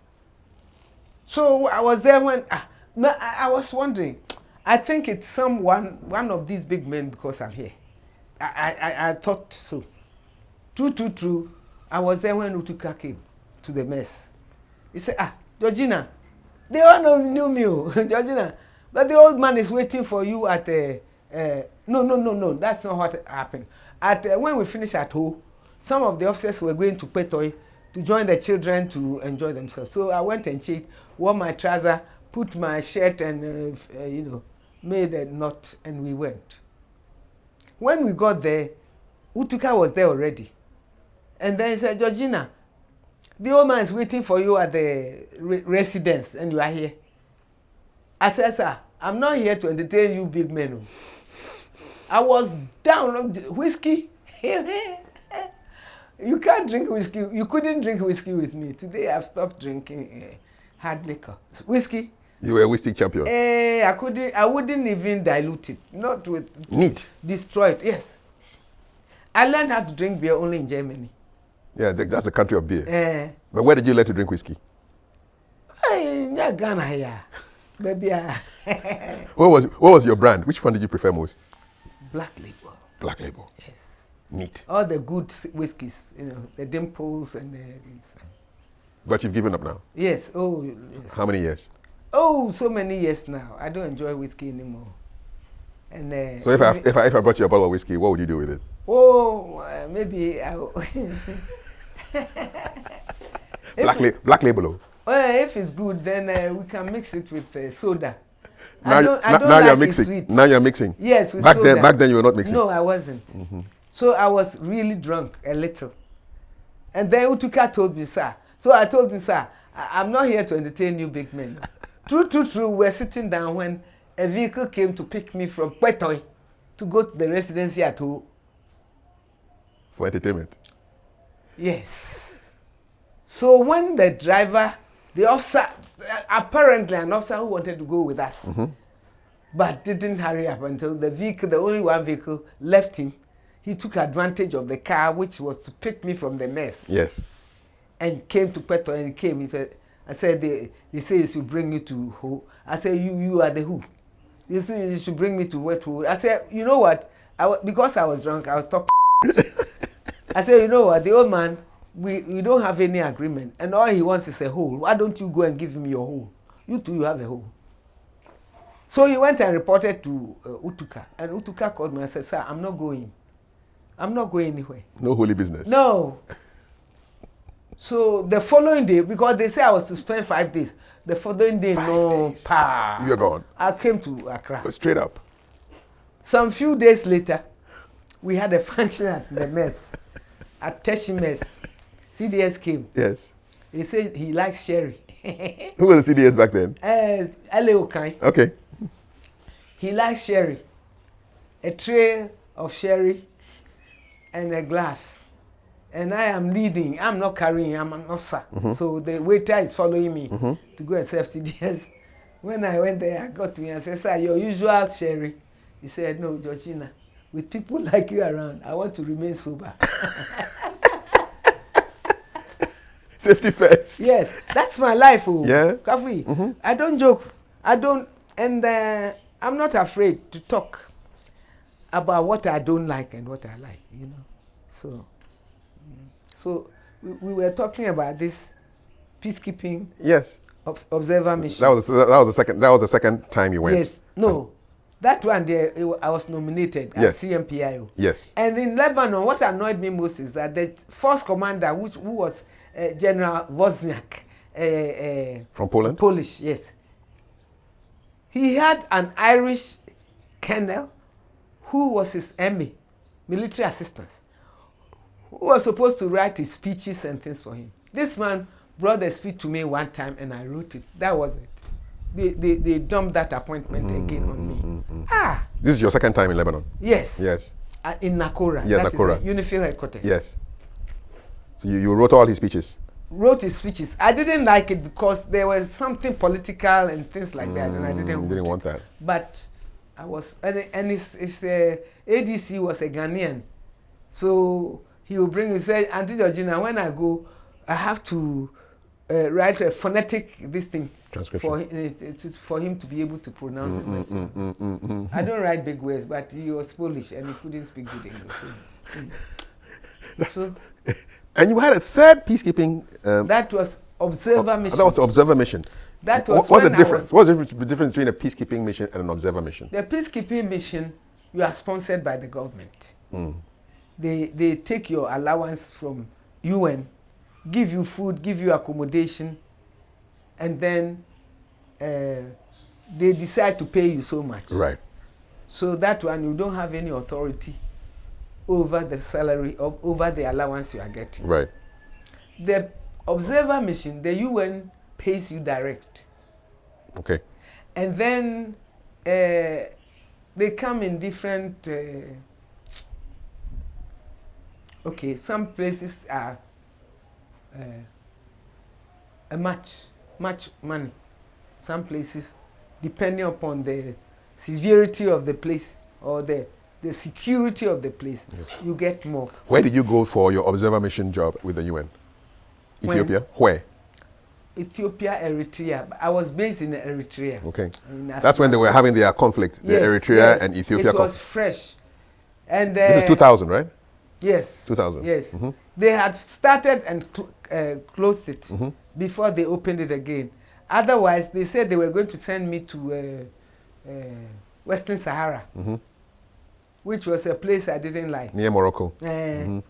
So, but when the officer handling it called me, he said, George, the people who were supposed to go to Eritrea before with you have now all been posted to other observer missions.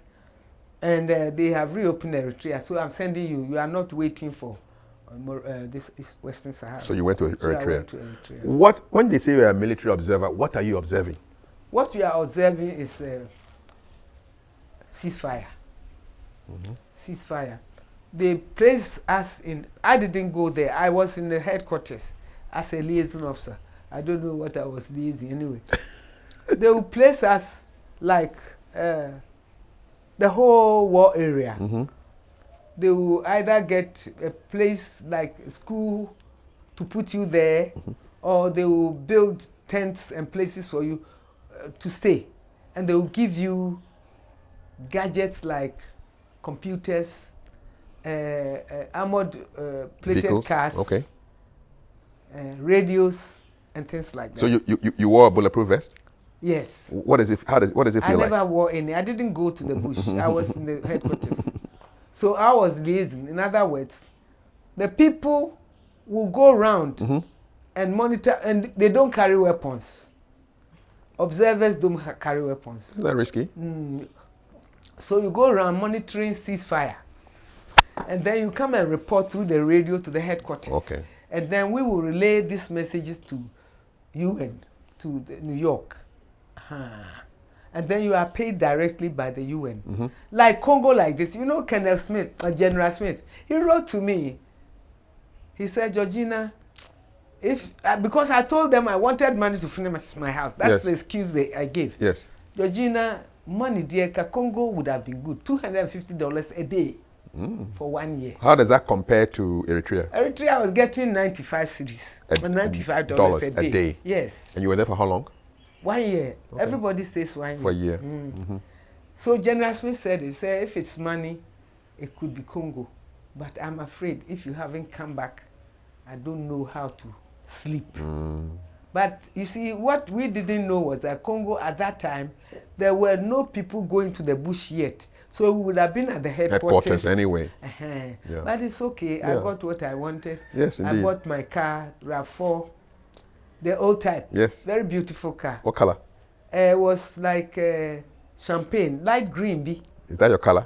Your favorite color? No, that's the one I got. What color? What's your favorite color though? Green. So well, it's a variation of green. Yes. What did you like about Eritrea?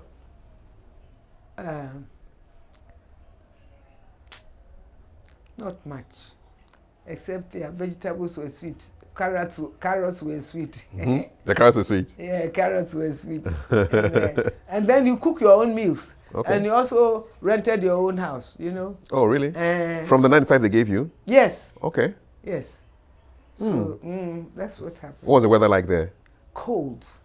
Very uncomfortable. Mountainous, right? Yes. Lots of mountains. It's cold. Very cold. I remember one day I went to the German embassy for a function. They invited me. In Eritrea? In Eritrea. And I was speaking to the ambassador's wife and I was saying that this weather is very uncomfortable. We spoke German. Yes. She said, yes, you are right. Me too, I find it very uncomfortable. because you see, you don't heat the place, and yet it's very cold. Eritrea is cold. It's cold. So it was a cold weather. So those are your 2 tours of Lebanon, and then one tour of Eritrea. Yes. So this one too, I told the general, and they said, "Oh no, so no woman has been." I said, "No, sir, no woman has ever been an observer." So you became another first. I became another first. Wow! So first female peacekeeper for Ghana, and then first military observer for Ghana. Yes. And for you, you said it earlier. It's not a big deal, or it's a big deal. For us, it's a big deal, you know. I see. Yeah, it's a history maker. Okay. Yeah, it is a big deal. And so when you came back, you went into retirement? No. Yes. From Eritrea. 2021. Mm-hmm. And then 2022. No, 2001. Mm-hmm. It was 1 year. Mm-hmm. It was 20,000. Mm-hmm. 2000. Mm-hmm. I came back, I think, in August. Okay. And then 1 year later, I went on retirement. Okay. And that's when I started the U.S. Embassy. Exactly so. Now I want us to rewind all the way back to the early 40s. Where were you born? Where? Yes. In Bompata. Okay. That's your hometown? I believe. No, actually, we come from Asante Fijuase, mm-hmm. where they have their fetishes and things like that. But we were born, or even I think my grandmother herself, she died in 65. Mm-hmm. She was born in Bompata, but she was made queen mother at Afijuase. So I remember when I was young, when she had to go to Afijuase, I was grown enough to accompany her, yes. To carry her stool and things like that. Mm-hmm, mm-hmm. Yes. And when she died, they didn't allow Bompata to bury her. They took her to Afijuase. Yeah. So we still have a link. To Afijuase? Yes. What was some happy times you had when you were a child? Oh, I don't remember. Not with my mother. This woman will come and stand under the mountain mm-hmm. that we descended from, mm-hmm. from school. Make sure that you were one of the first to arrive. And woe unto you if you came in company. My mother. What will happen to you? She will insult you in the presence of everybody. One day, one woman was telling me, I don't even remember, I came from secondary school. My mother was in the street with other women. When she saw me, she just turned her back and left. Okay. I mean, it meant nothing to her, you know. It meant nothing to her. So, as far as my mother lived there, I don't remember I have any beautiful, except when the confirmation. The confirmation time is a holiday time. Mm-hmm. You have, they give you clothes to wear. And for 1 week, you don't touch anything. You dress up, you go from house to house, thanking people who have, that was a different tradition altogether, who had presented you with something. So they say the whole group will be together, you go from house to house to thank people. And then you go and eat the good stuff, you know. This is Methodist confirmation? Yes. Methodist? Yes. Mm-hmm. Yes. What was primary school like? Oh, I don't remember. Still in Bompata? Yes. Okay. The primary school, I think that, you see, going to Methodist church and going to Presby church, I was always in the team that would be doing the Children's Day, mm-hmm. the recitations. Mm-hmm. Yes. So I did the Presby one. I did because I went to school at Presby. Yeah. And I did the Methodist one. Right. So anytime there was Children's Day, I was in the team that would recite these Bible passages. You ended up in St. Louis for secondary school, correct? Yes. But before we go there, I'm just wondering, the way your mom treated you, did she treat your brothers and sisters the same way? The same. It wasn't different. The same.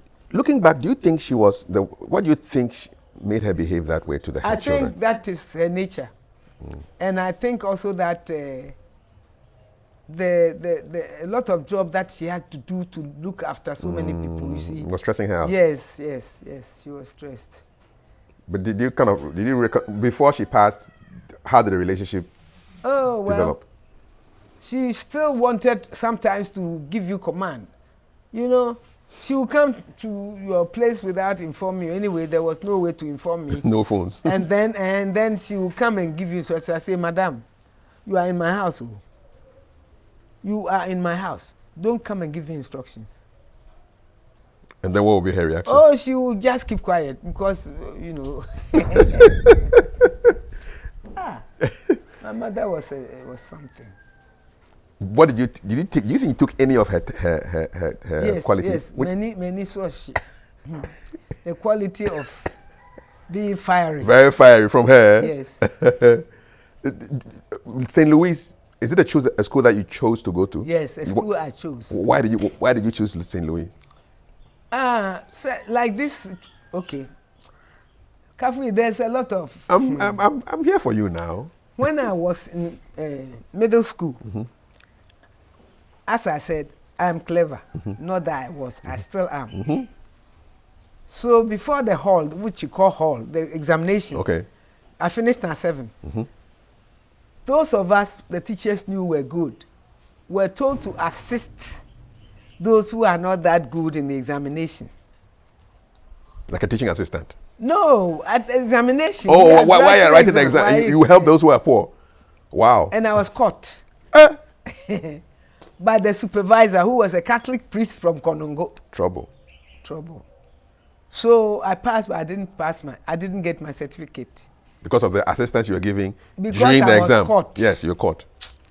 And you can imagine the trouble I went through with my mother. Hey, she nearly killed me. Then at the same time, the one thing about my mother is that any exam you wanted to write, you didn't even have to tell her. You go and tell a lie that the school says you should bring so much money for exam, and she will pay. Where was she getting the money from? Farming. That's what she did? Yes, farming. And she had the means? Yes, not the means, but she would find the money. She would find the money. All of us were involved. Cocoa farms, mancani, plantain, all of that. Yeah. So I had written the common entrance and passed. She didn't know it was common entrance. She just knew that I had gone to write the exam. And she didn't know anything about it. So the head teacher of the middle school called me and my mother to tell her that the middle school examination would just end and then there's not much in it. So they should try and find money to send me to the secondary school. So I went for an interview. I went for the interview to St. Louis. They invited me to the interview. And when I went, the question they asked is a quarrel with my friend. I've been to school. I know how to write composition. When I came, my mother asked me, I told her, come and see. She nearly killed me. Why have I gone to write that? I fought with a friend. Well, that was the topic they gave you. Why didn't I say that? Me, I don't like matter. I don't like quarrel. So I say, you are here. She beat me, holding my ear and almost taking my ears off until the results came. And I had passed. So I went. And then in Form 4, I got pregnant. My life has not been... It's quite a big adventure. But were you able to finish St. Louis, even with the pregnancy? You couldn't? Form 4. That's when I came to the drumming school. And look at what God has brought. Yes, through the Spanish man. Yes. And then you go to Germany. Yes. And then you come back. Yes. Then you join the military. Yes. Then you go to Lebanon. Yes. 2 times. Yes. First ever female yes. on both occasions. Eritrea. So what should God do for me? He has done it all. Yes. He has done it all. On my own, I put up this house. And I put up this house. Nobody, no assistance. I'm not married. I don't have a child. But the good I do to people too, they remember. Because I believe that goodness is a ministry. It's a gift of God. So if you are good, do it. That's it. I do good without knowing I have done it. Last week Friday, a Muslim boy from Zongo, he was a young boy when I moved in here in 2004. he called me and said, Auntie Georgina, I came to your house. The door is locked. I said, no, it's locked outside rather, so you open it. He came. He was carrying provisions, 500 cedis. He said, Mama, when I was young, we used to come to your house to clean the compound and things like that for you, 3 Zongo boys. I've been to university. When I was going, you would come and blow your horn. At the time, I was working at the U.S. Embassy. This is just one story. You come and blow your horn, then I'll join your vehicle, and you take me to school. I've done my doctorate, PhD in Greek. You? The boy. The boy? Wow. He remembered everything? Yes. Well, the things he's saying, I don't even remember no, that I ever picked but he'll remember. Yes. Yeah. He brought me 2 sacks of 5 kilo rice, 2 Milo, cooking oil, milk. I gave the Milo and the milk away because I don't drink it. Yeah. And I gave the oil and the rice away. So the gifts come and then the gifts go again as gifts. Yes. And I keep getting them back. One time my nephew, my younger sister's son, when I was at the embassy, he was looking for a visa. He called me on Monday. I said he should come on Wednesday because the consular at that time would give interviews to students. On that day? On Wednesdays.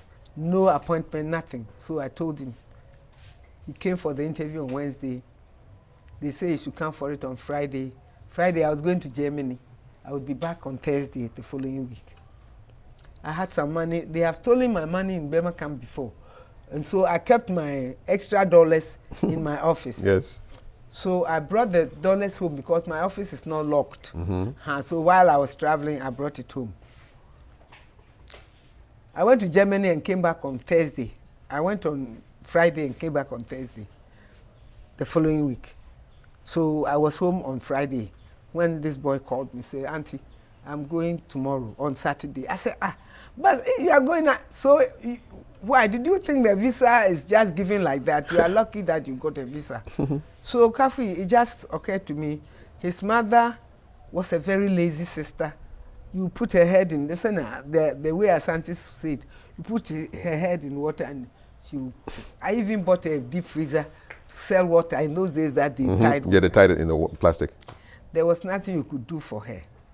So this boy was more or less taking care of himself, playing tennis to pay for his tuition. Even when I heard that, I was sending him money from the embassy. When I'm coming from Lagos, from the embassy, at that time they were paying us on cash. I'll let him meet me and I'll give him some money. All of that he remembered. I didn't think much of it. Yeah. So when he said he was going the following day, I said, oh, come and see me. When he came, Kafui, I gave him $1,000. Wow. Yes. I had 3,000. I gave him 1,000. And I gave him a suitcase. He said he was going in a bag. I said, no. When I go to Germany, it's only some few days. I'm entitled to 2 suitcases. So when I take one, I want to buy something, I buy another one. You can choose whichever suitcase you want. He chose it. This boy has never forgotten me. Yeah. He has named a daughter after me. Yes. Nice. And last year when he came, he gave me $1,000. And the 1,000 has come back? Yes. And every month, he sends me $100. Oh, nice. Yes. My younger sister's son. That's a son to you? Yes. Yeah. And he's now in the army. He's a captain. Nice. Yes. You were once a captain? Yes. You were once a captain many years ago? Yes. Let's talk about things that men don't really have to think about, but maybe if you're a female soldier, you think about it. Okay. So, menstruation, how did that affect your work? Oh, it did, but Tampax helped a lot. Because, Tampax, you insert it. So, it doesn't fall when you are running and things like that. So that's what I used. Were sanitary products available? Very much so.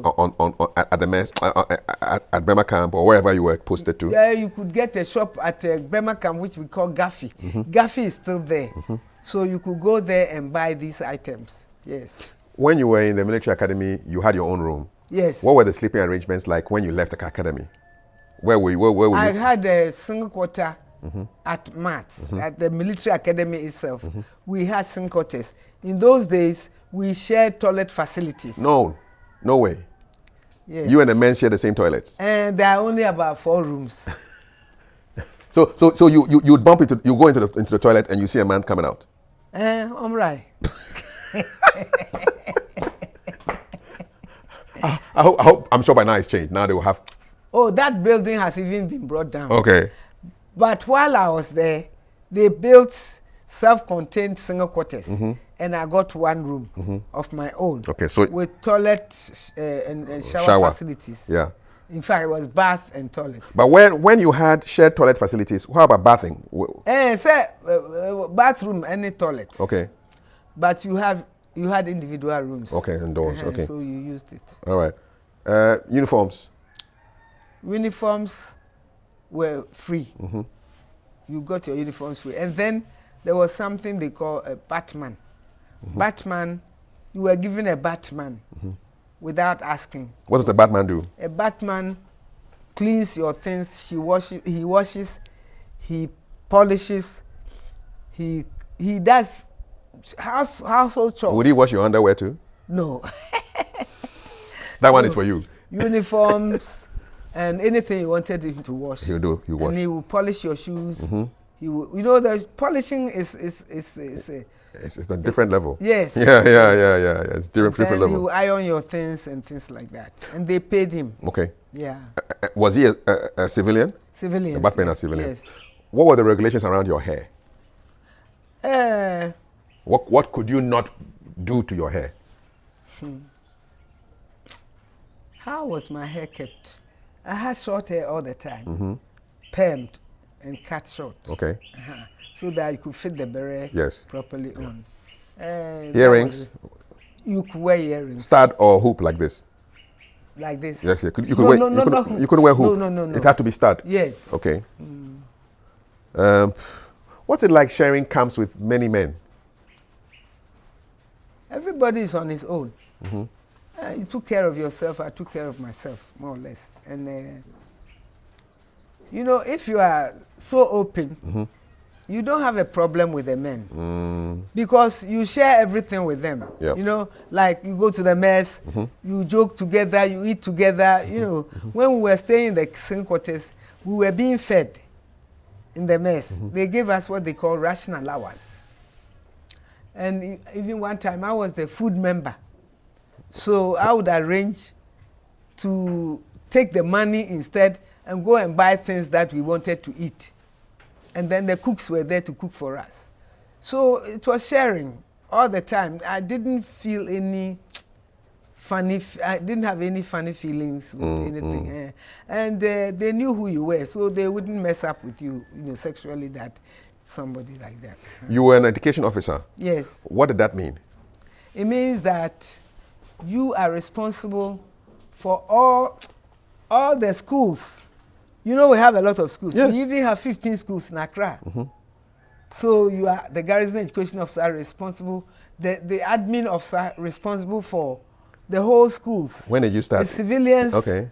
Civilians teaching, but you are responsible, and the headmasters are there also civilians. But you are responsible. You are in charge of admissions and things like that. Or you are at the headquarters as like when I was going home, my last appointment was inspectorate. Like you go around and see what the problems are. People, are they overtaking, are the schools over admitting, things like that. That was inspectorate. Or like I was directly a headmistress of the Armed Forces SHS. Okay. Did males, both civilian and military, automatically assume that you were a nurse if you were in there? No, ever. They never assumed that? No. Except those who don't know you when they see your uniform. And then they think you're a nurse? Are they? I'm curious, has the military recognized the fact that you were the first female UN peacekeeper? They do, but I don't think they care. And the other day at a funeral, when one of the DPR girls came to make announcements. Directorate of Public Relations. We went to the funeral reception, And this girl whom I called and congratulated because he spoke very well at the church when she was making announcements, asked about me, and when I told her, she said she was going to interview me, and she hasn't done so yet.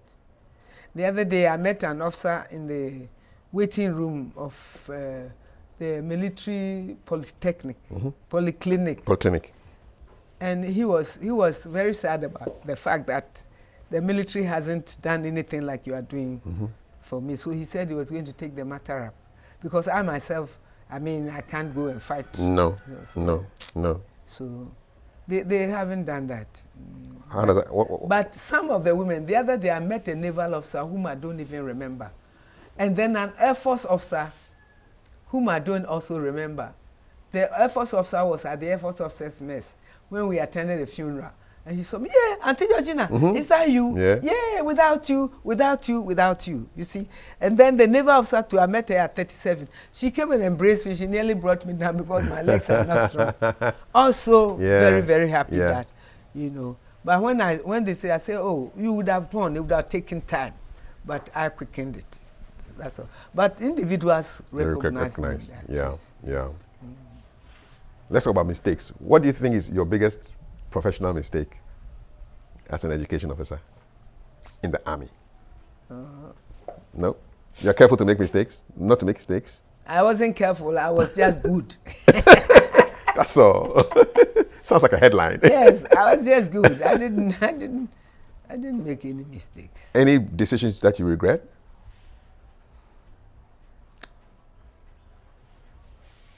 Not off the hat. No. Do you still feel some way about the slowness of your promotion? Yes, I still feel very angry that I didn't deserve what they gave me. What do you think, what level do you think you would have? Colonel, that's where we can normally get to. Professionals, that's where we can get to. Colonel. Colonels, you know. And that's not the promotion that worries me much. But the gap. Look, a colonel is getting 18,000 and a lieutenant colonel I'm getting 8,000. Is this the pension? Yes. That's a big gap. Big. And that's why the government says they are going to bridge it by 70% of our basic. I don't know what it is going to be now because the basic is something minimal. So if they bridge it and then give us incremental pay, maybe we will come up a little. 8,000. That's the gap is big. It's too much. A colonel. And something like this woman I'm talking about, she was hopeless for her to get a colonel, lobby to get a colonel, and be taking that much. No, it's not fair. That one I find very, very unfair. Very, very unfair. Very unfair. Do you, when you look back on your long life, is there anybody you feel you need to apologize to or who needs to apologize to you? To hell with them. To hell with them. The ones you have to apologize to or the ones who have to apologize to you? I don't know who, but I don't care. To hell with them. To hell with everybody. To hell with everybody. I like your spirit, or you're a free person. Yes. And direct. I'm like that. And I say it as it is, and I say it to your face. I don't fear anybody. Does it get you into trouble a lot? No, they say, oh, Georgina, Georgina, as for you, you are still mad. I say, thank you. My madness has come. So if I misbehave, don't blame me. Because you're already mad. Would you consider yourself a feminist? Yes. No, not a feminist per se, but I believe in fairness. Fairness. Yes, I believe people should be fairness. fair. Yes. Why discriminate when I'm doing the same job like we were getting 90%? That's not fair. No. And when I was in the U.S. Embassy, I did a lot of favors to the women because the U.S. itself looked for women, you know, that if there's a course that a woman can attend, send the woman. So I was doing that a lot. But it's not many that, like military police, MT battalion, the motor transport battalion. The military police, the men were, somebody said the men are begging you to let them also go. I said, if the woman can go, why not? Why not? And so I was doing that, but there are not too many women who could attend certain courses. So the Marines, for example, the person in the U.S. who's responsible for my Marine courses, she was always, Georgina sent them. I said, no, they can't do it. The women, they are not strong enough to do the Marine course. So you believe in fairness, but there are also limits to what people can do, depending on who they are. Exactly. Would you consider yourself as a strong person? I am. Does that make people believe that you don't need help because you are strong? No, people help. People help. Even though you are strong? Yes, people help. And I'm also very free with even the younger ones. Let me give you an example. There's a lady in our church at Teshi Camp, Methodist and Presby. I still go there. To begin with, there's a young brigadier. He just made it about 3 weeks ago. Osofo was coming here to give me communion because of my listening. Then this brigadier, he was then a colonel, it's called Wiafi. He's an engineer officer. He told me, say, Ma, if you can come for communion, the communion Sundays, I'll pay for your transport. So every first Sunday I go. He gives me 600. Nice. Sometimes the drivers take it all, but it doesn't matter, he has paid. And there is this other, I mean... there are many, countless examples. There is this lady who is also, she's a civilian.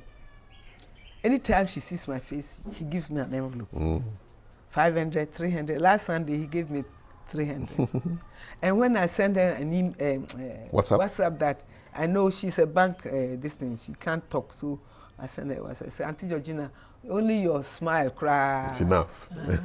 People give, this one give. One Sunday, I left the church with 2,100 cedis. Wow. One student, who was a student when I was head, he made a colonel, and he has retired. He gave me, they brought me an envelope, heavy. It was a brand new 10 cedi notes, 500 cedis. Then this woman gave me 500. Then a major general, he was a commandant of Kofi Annan. He's gone home. We have this daily bread that we read. He normally buys one for me every year. Then he said, he didn't think I was coming to church that day. He took off from Teshin to go to Ajringano to go and bring me that book plus 500 cedis. And Wiafi gave me 600. So 5 times 3. That's a lot of money. 1,500. Plus 6. Yes. It's a lot. It's a lot. It's a lot. A young man also from the church. The other day, I like this small Akufuadu type of that drinking water, Bell Aqua. He used to get some from me from Teshinungwa, where he works. The other day, he said he came down here. He couldn't get that water. You know what he did? He brought me 10 crates of the short bottle. Medium. No, medium. Of the 500 ml. Nice. He did. The other day, I gave him, he came here to collect things for the flood victims. I had a lot of things, and I said I couldn't bring them, so he came here. He gave me 400 to go and buy water. People give. Yes, I don't know. They love you give. now. Yes, they love you. How does that make you feel? Very happy, and I consider it as your friend is saying, testimony to God. Yeah. I give it as testimony to God. Yes. Yeah. Yes. When was the last time you cried? Did I cry? I like crying a lot. You do? Yes, even when somebody gives me something. You start crying? I start crying. You don't strike me as somebody who cries a lot. I cry a lot. I cry very easily. I can't even cry now. Oh, please don't cry. Oh, don't cry. Don't cry. I cry very easily. Really? Yes. Yeah. You're emotional? Yes, I am. When you give me something, so grateful. Tears come into my eyes. I'm surprised. Yes, I cry. I cry very easily. Yeah. When I was in the GMA, the RSM said, "This woman have too much water in your head." You are releasing it. Too much water in your head. You have too much water in your head. Too much water in my head. So one day I was crying on the square. Mm-hmm. No, we're rehearsing. The weapon is here, you see, and you are going slow marching. So your hand is numb. Mm-hmm. You are going slow marching. They won't let you bring the weapon down to release pain.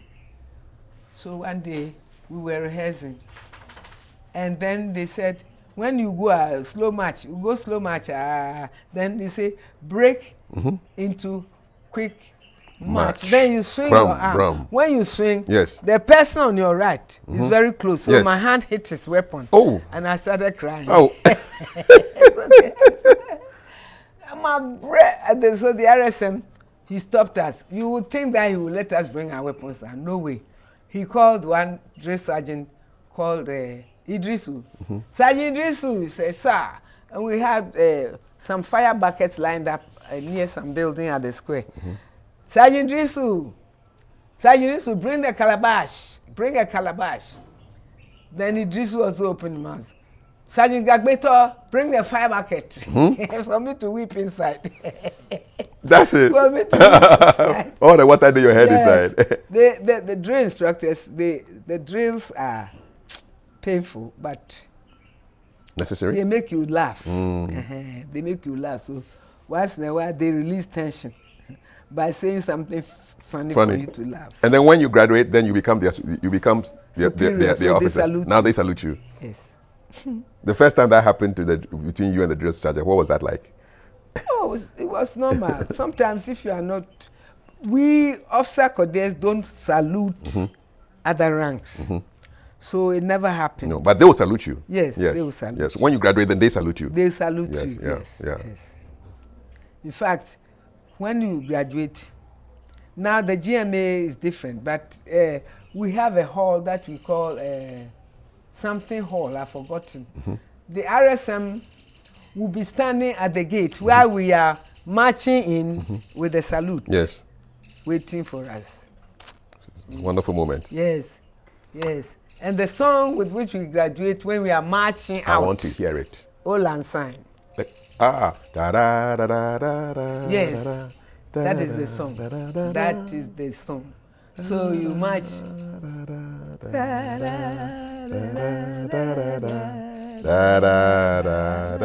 Slow march. Slow march. Then you go in there, you drop your weapons, you rush the military academy for a photograph with the head of state and the admin. So when you graduated, the head of state must have been Kutu Achampong. Yes, indeed. Major General Anita Asma. She's now a Major General at, well, I think UN appointed. Yes, she became the first African woman to command a United Nations peacekeeping office. She's an education officer, you know. Yes, that's the link with you, because both education officer and then both, and also a peacekeeper. Yes. How does that make you feel? Fine, very, very great, you know. I have another officer called Tumberima.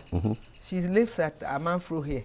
She also made a brigadier, and she became the, let's say, DA to Ivory Coast, Felicia. DA means the defense attaché? Yeah, to Ivory Coast. So when you heard that Major General Asma, also a female, Anita, also education, part of in the education directorate, and also in the UN as a peacekeeper, I mean, we are all very proud of her. Yeah, very, very proud of her. But very proud of her. And you know, Kafui, the spirit they call is great. You know what we call ourselves now on our platform? Senior brains. So, senior brains. Those of us who have retired, the senior brains. And their slogan is, education officers normally, their slogan is brain power. Of course. And then they respond the core. That one, I don't know why. The core is the core. Yeah, you know? yeah. But I remember one incident. I mean, I always feel so proud of the way the esprit de corps works. When they said we should make Ghana card, they were having this thing, one at Burma camp, and they were having one at our club, RCOA, near the immigration office for retired officers. This Felicia called me and said, "Ma, this thing is happening in Burma camp. Come here and let's help you get one." I was retired, Ghana card when they did come. Yeah. So I drove there. And because I could not enter the gate with my car, one education officer picked me with his car, which had a sticker to enable him enter. When I got there, Anita was sitting in the office there waiting for me. So I didn't have to wait. No. You know, this is wonderful. Wonderful. Very, very wonderful, you know. And just to think that if you hadn't opened that door, maybe we don't know what would have happened. And you had to persist, yes, because your name was on the list and it was they cancelled it. And you brought yourself back in. The funny thing is I wasn't even in the office because I was on leave. Yeah. So it was somebody living at Teshin camp there who came and told me, "Ekuya, your name has been published to attend peacekeeping." So the following day when I went to check the part one order, they call it, that is the news of the day, who is on duty, yes, and so on. When I went, my name had been deleted. Exactly. I said, no way, I'm not going to sit down. And so that is how it happened. So between 1984 and now, when you have a first African woman commanding UN peacekeeping forces, beautiful. Yes. He was in Golan Heights. She was in Golan Heights before. 42 years. Yes. Yeah. We're proud of you. Yeah. Yes. The pioneers are the ones that we are very proud of, because they stand on your shoulders. Yes. Yes. Couple of quick questions before we end. Okay. What are you most proud of, your achievements, whether as a civilian now or as an officer? Proud of. Brings you joy. Hey, what am I proud of? Proud of. Hey. Yay. I can't think of anything off the hat.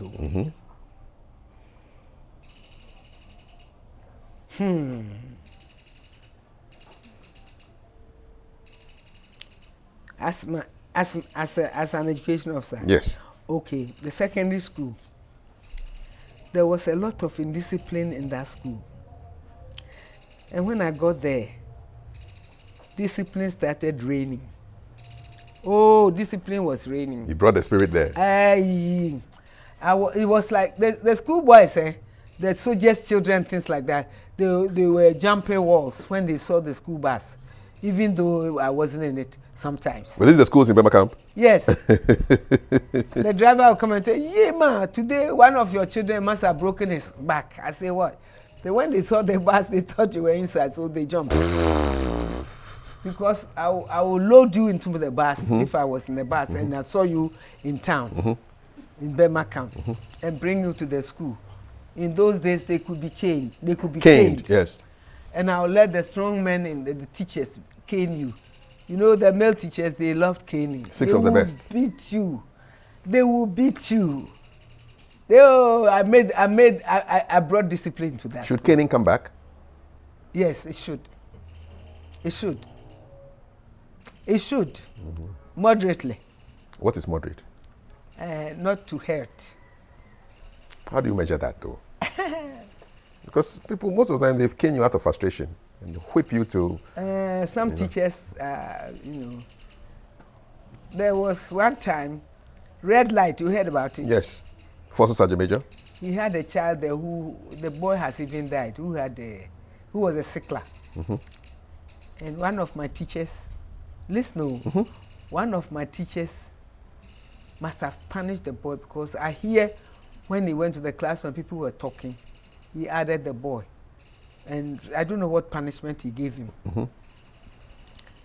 Then this boy went, I was in my office. This boy went to the school, to his father's office. Meanwhile, my director's office, which was a school block, which had been renovated to give him one room, decent room. They took that office away and gave it to First Sergeant Major, my kennel director. So he had to renovate another room in the same block. This boy must have gone to inform his father about the punishment the teacher gave him.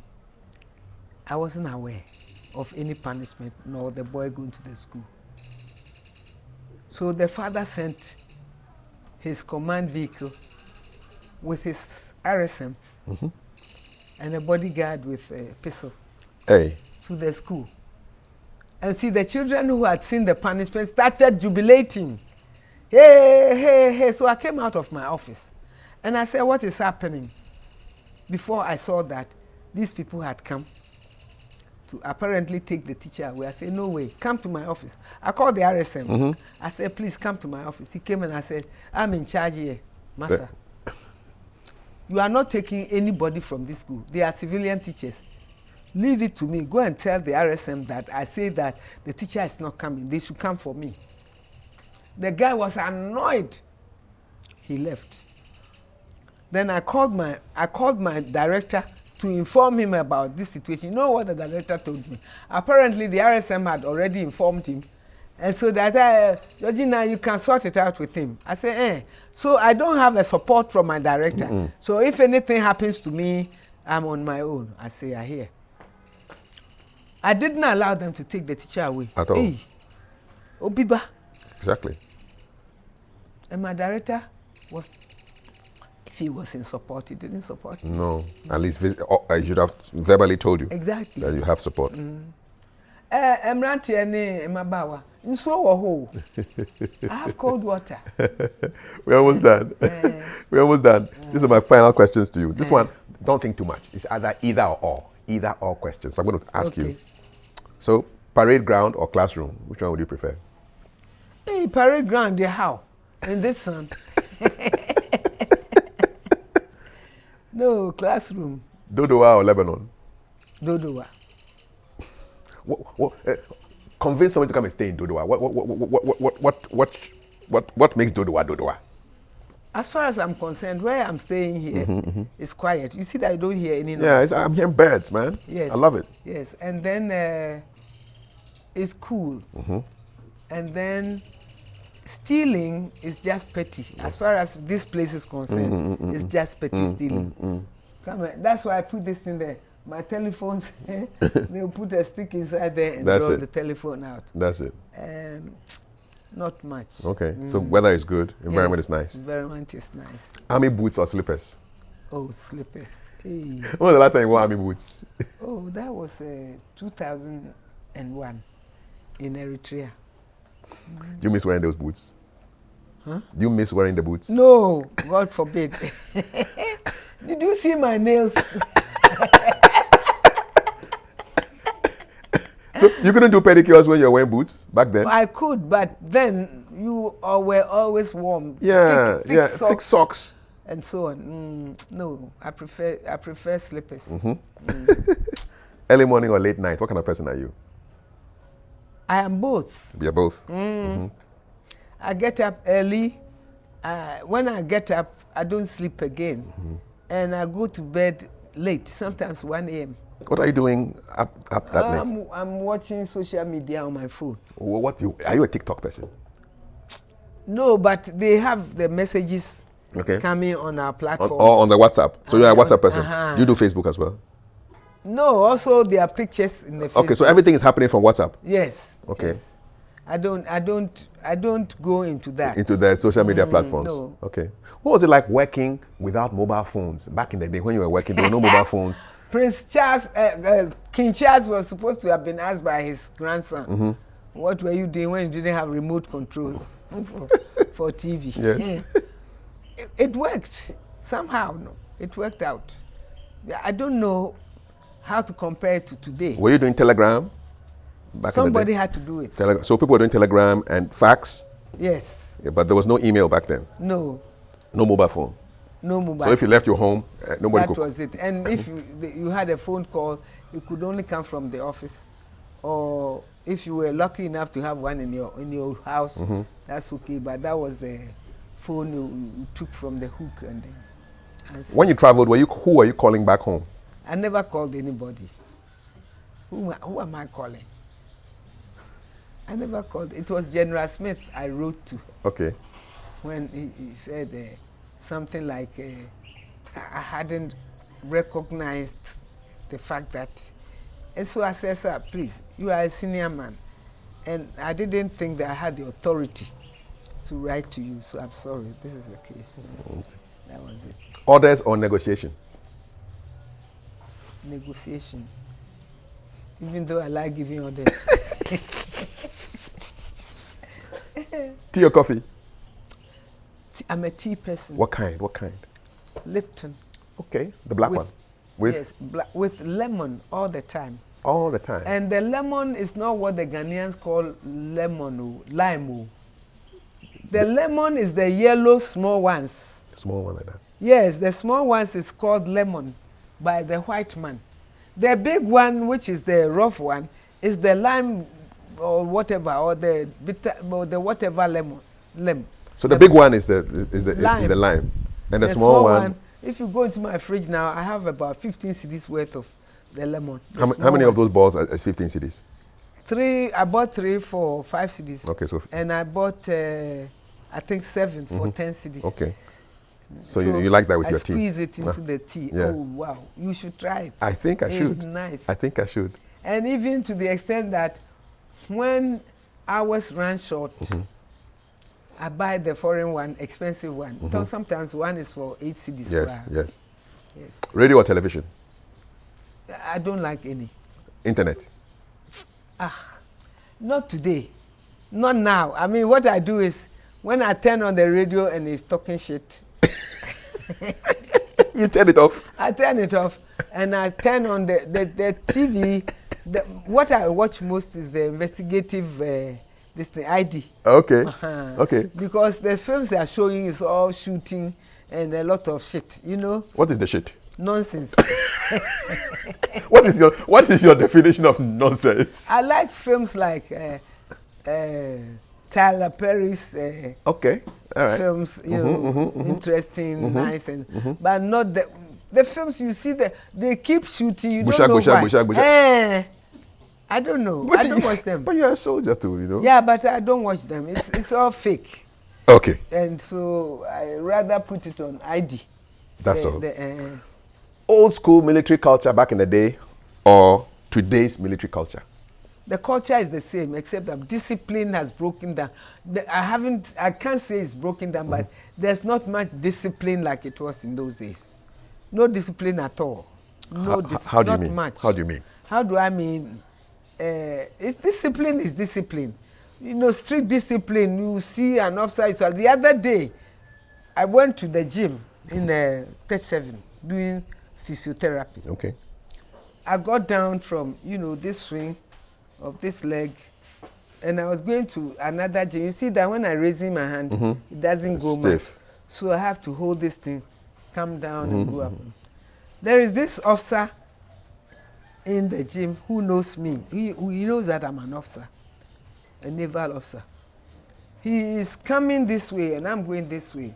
There's a chair in his way. He more or less throws the chair and it hits me.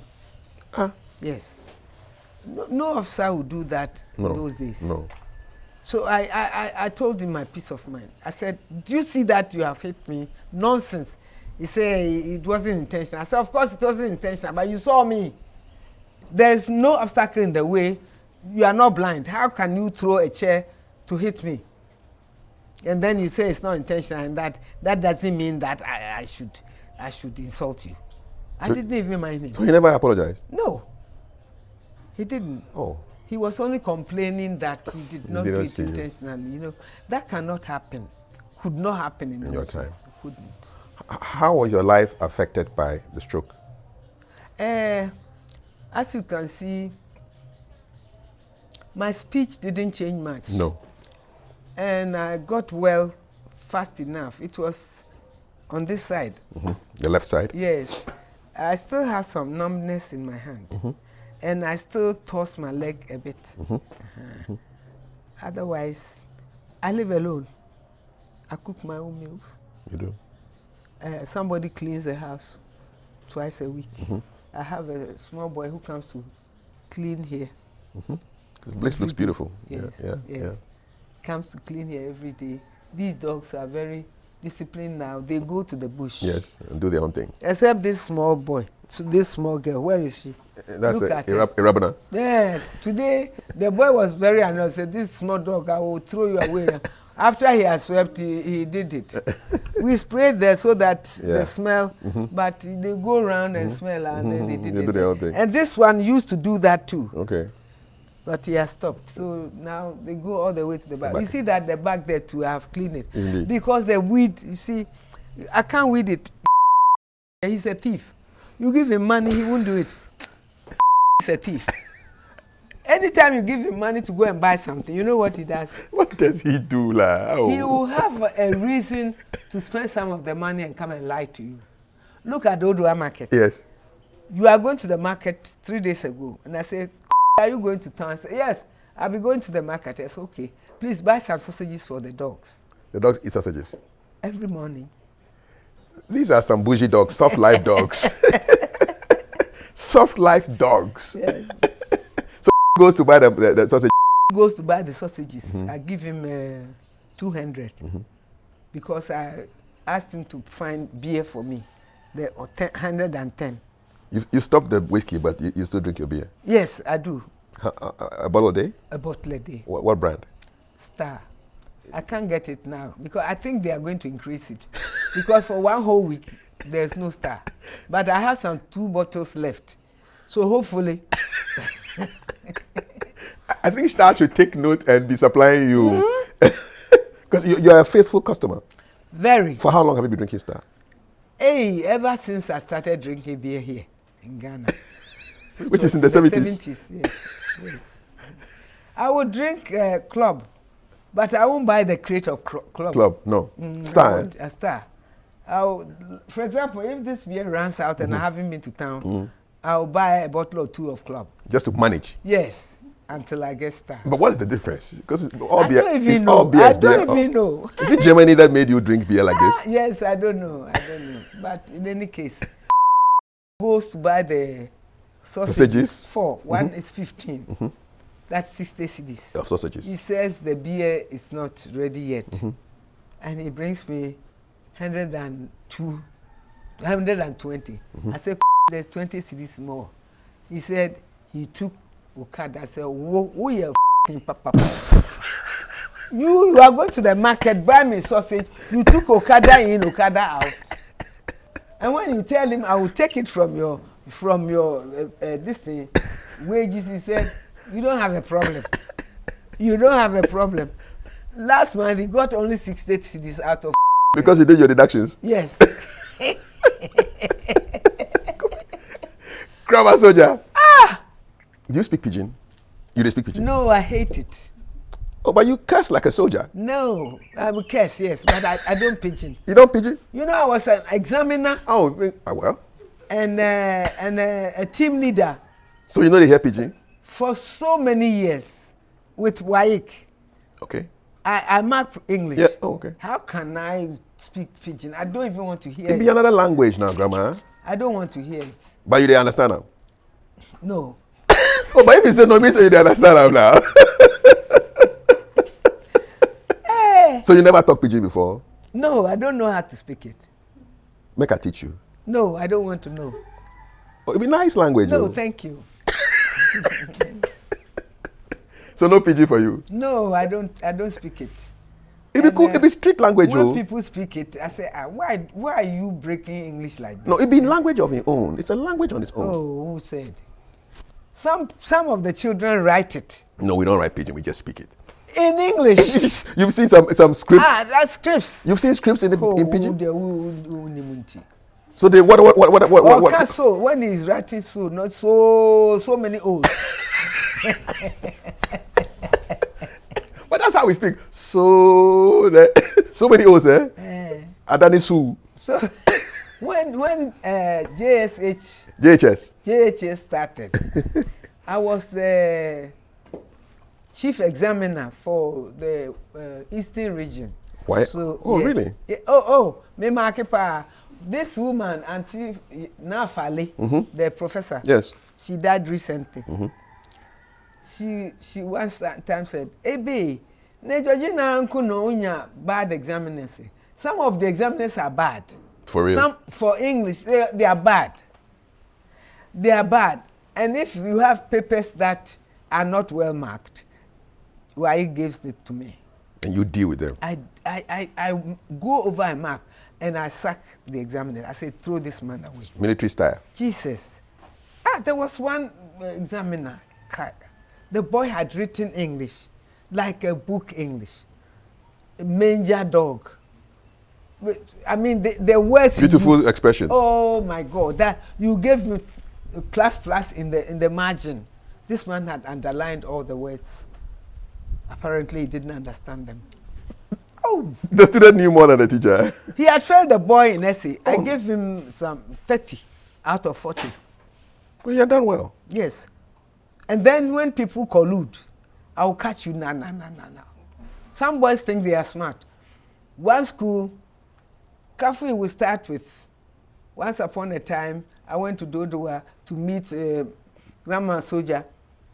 And somebody said, oh, yesterday I was at Ganata. And then they merge. So the story is now Frankenstein. Disaster. They merge. This one copies this other, and this one copies this. Catch you say, I've been marking. Then I say, I've read this strip somewhere. Then you go through, then you go and catch it. They have copied. One side and one side. Yeah. That chooses, yeah. Straight up. Okay. What do you make of all the cheating that has been going on in these our exams? I don't know why. The subjects are too many. There are too many, eh? Too many. Too many that people don't need. You see? Mm-hmm. There are too many. You do English, you do maths, you do science, social studies. What else? These children are doing too many subjects. It's too much pressure on them. It's undaunting. It's too much for them. What would you change if you had the power for our education system? For our education system, this JHS and SHS. We should go back to the secondary type. O-level, A-level. Because they are not learning much. Or is it because of the many subjects they are doing? You know. You know, this armed forces made a mistake one time to enlist SHS students into the officer corps. Quickly, they had to cancel because they were not mature enough. They didn't know much. The SHS. And then the universities too, I don't know what they are doing. All this fun. So, education, I think, has gone down because the subjects are too many. Too much pressure on the kids. Yes, too many. And then these children going for vacation classes. Well, they are supposed to go home and rest. You see? So their brains are overloaded. It's not good. It's not, especially when they break, like this long van. They should have about 1 month holiday. Relax, and then you can do your this thing. You see, the way I find it, it's you don't really like it. It's too much. Which one do you prefer, the teacher Georgina or soldier Georgina? Both, teacher and soldier. Both. That's it. Let me show you what happened the other day when they say we should go and do verification, and the paper they are asking for, I don't seem to have it. So I went to records where they keep our enlistment and the time you went out and your pension number and whatever. There was a room full of people more than us. Somebody walks in. Old people, 60 plus. And her husband, as she said, was even a wing commander, which is a lieutenant colonel. She comes in with an escort man, apparently her brother or her, whatever, and they don't greet. So immediately they enter, they are going to sit down and say, Madam, good morning. That's it. She responds. I didn't say anything. Another couple comes in. She too, the man has sat down, the woman is walking to her, say, Madam, is it right for you not to greet the many people you have met here? Yeah. These people, even at the table, they are going to handle your matter. Exactly. Oh, madam, please, I'm sorry, because I'm on the phone. I say it's not good enough. Get off the phone. How long does it take to say good morning And go back. away from your phone? Exactly. So that is what I am. So one man who knew me said, soldier teacher. Once a teacher, always a teacher. Yes. Yes. I agree. Yes. I think both of them soldier teacher. Yes. So what do you want young Ghanaian women to know about courage and standing up for themselves? If you don't have it, you can't manufacture it. You see what I mean? Mm-hmm. If you are courageous, you are courageous. If you are not courageous, you are afraid to approach anything that you don't like. You are afraid to approach it and say what you don't like.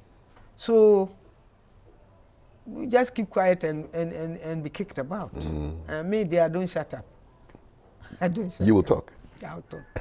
What do you want young Ghanaian soldiers to know about service?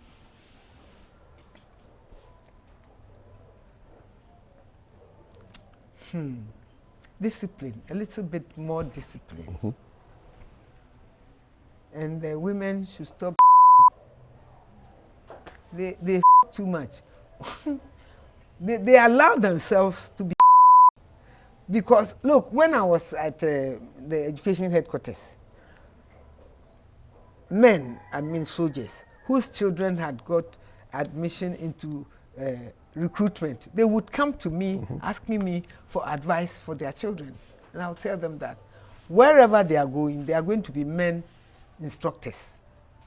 And they will by all means try.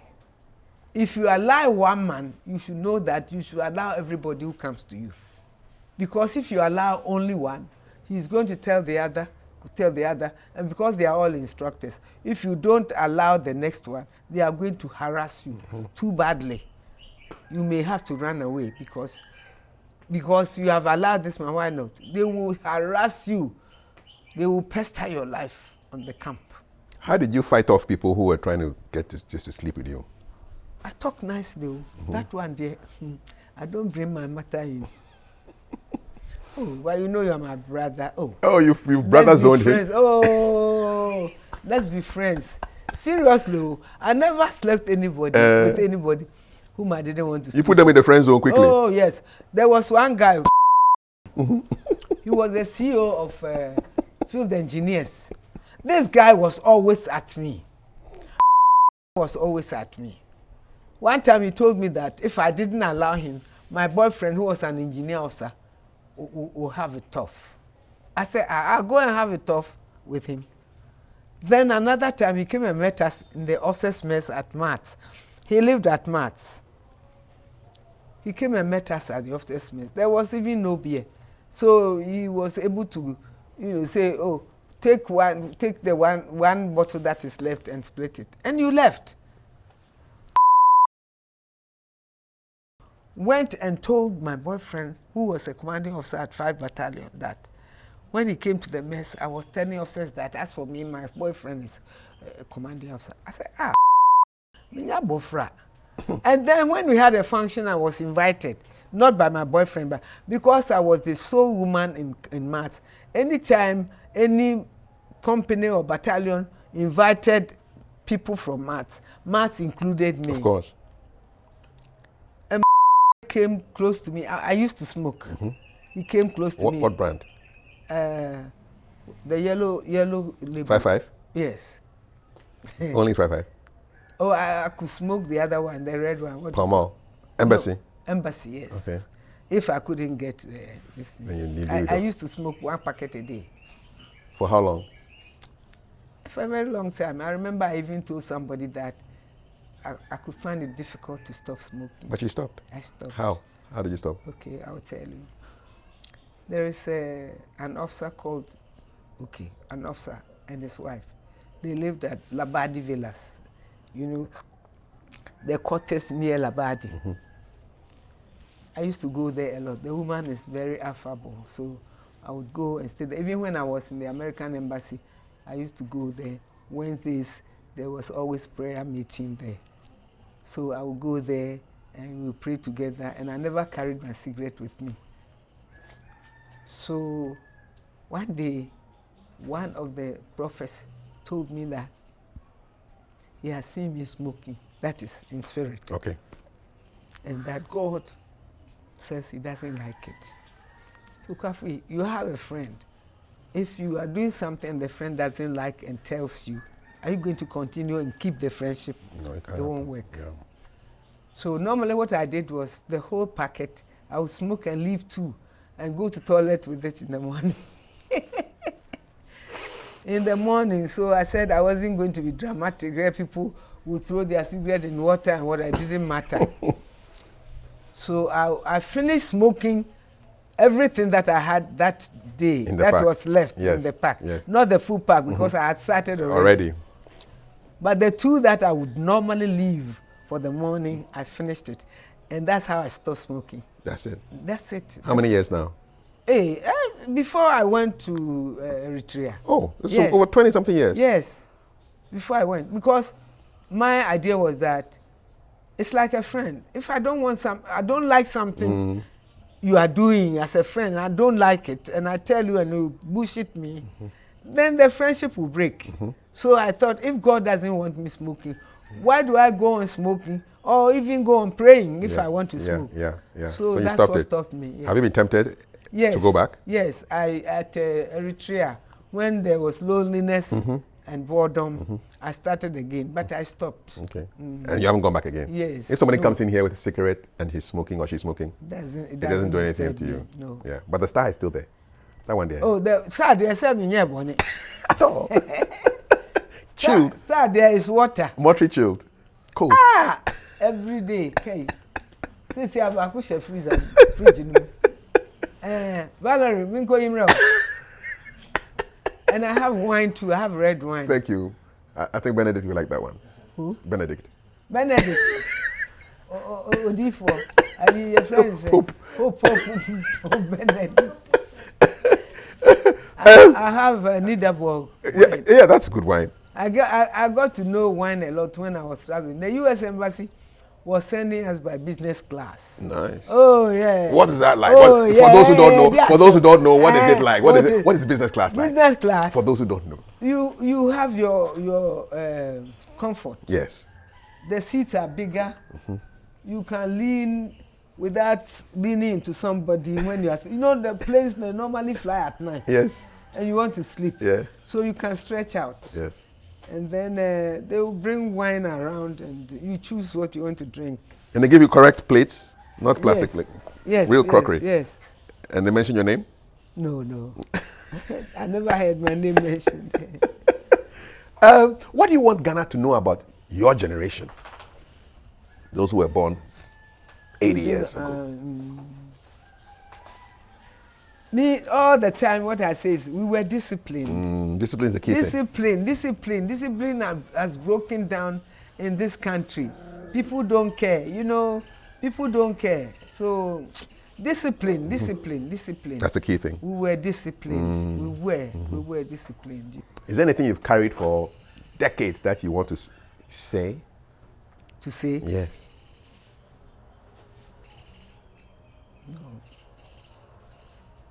No. Apart from what man did to me. With your promotion.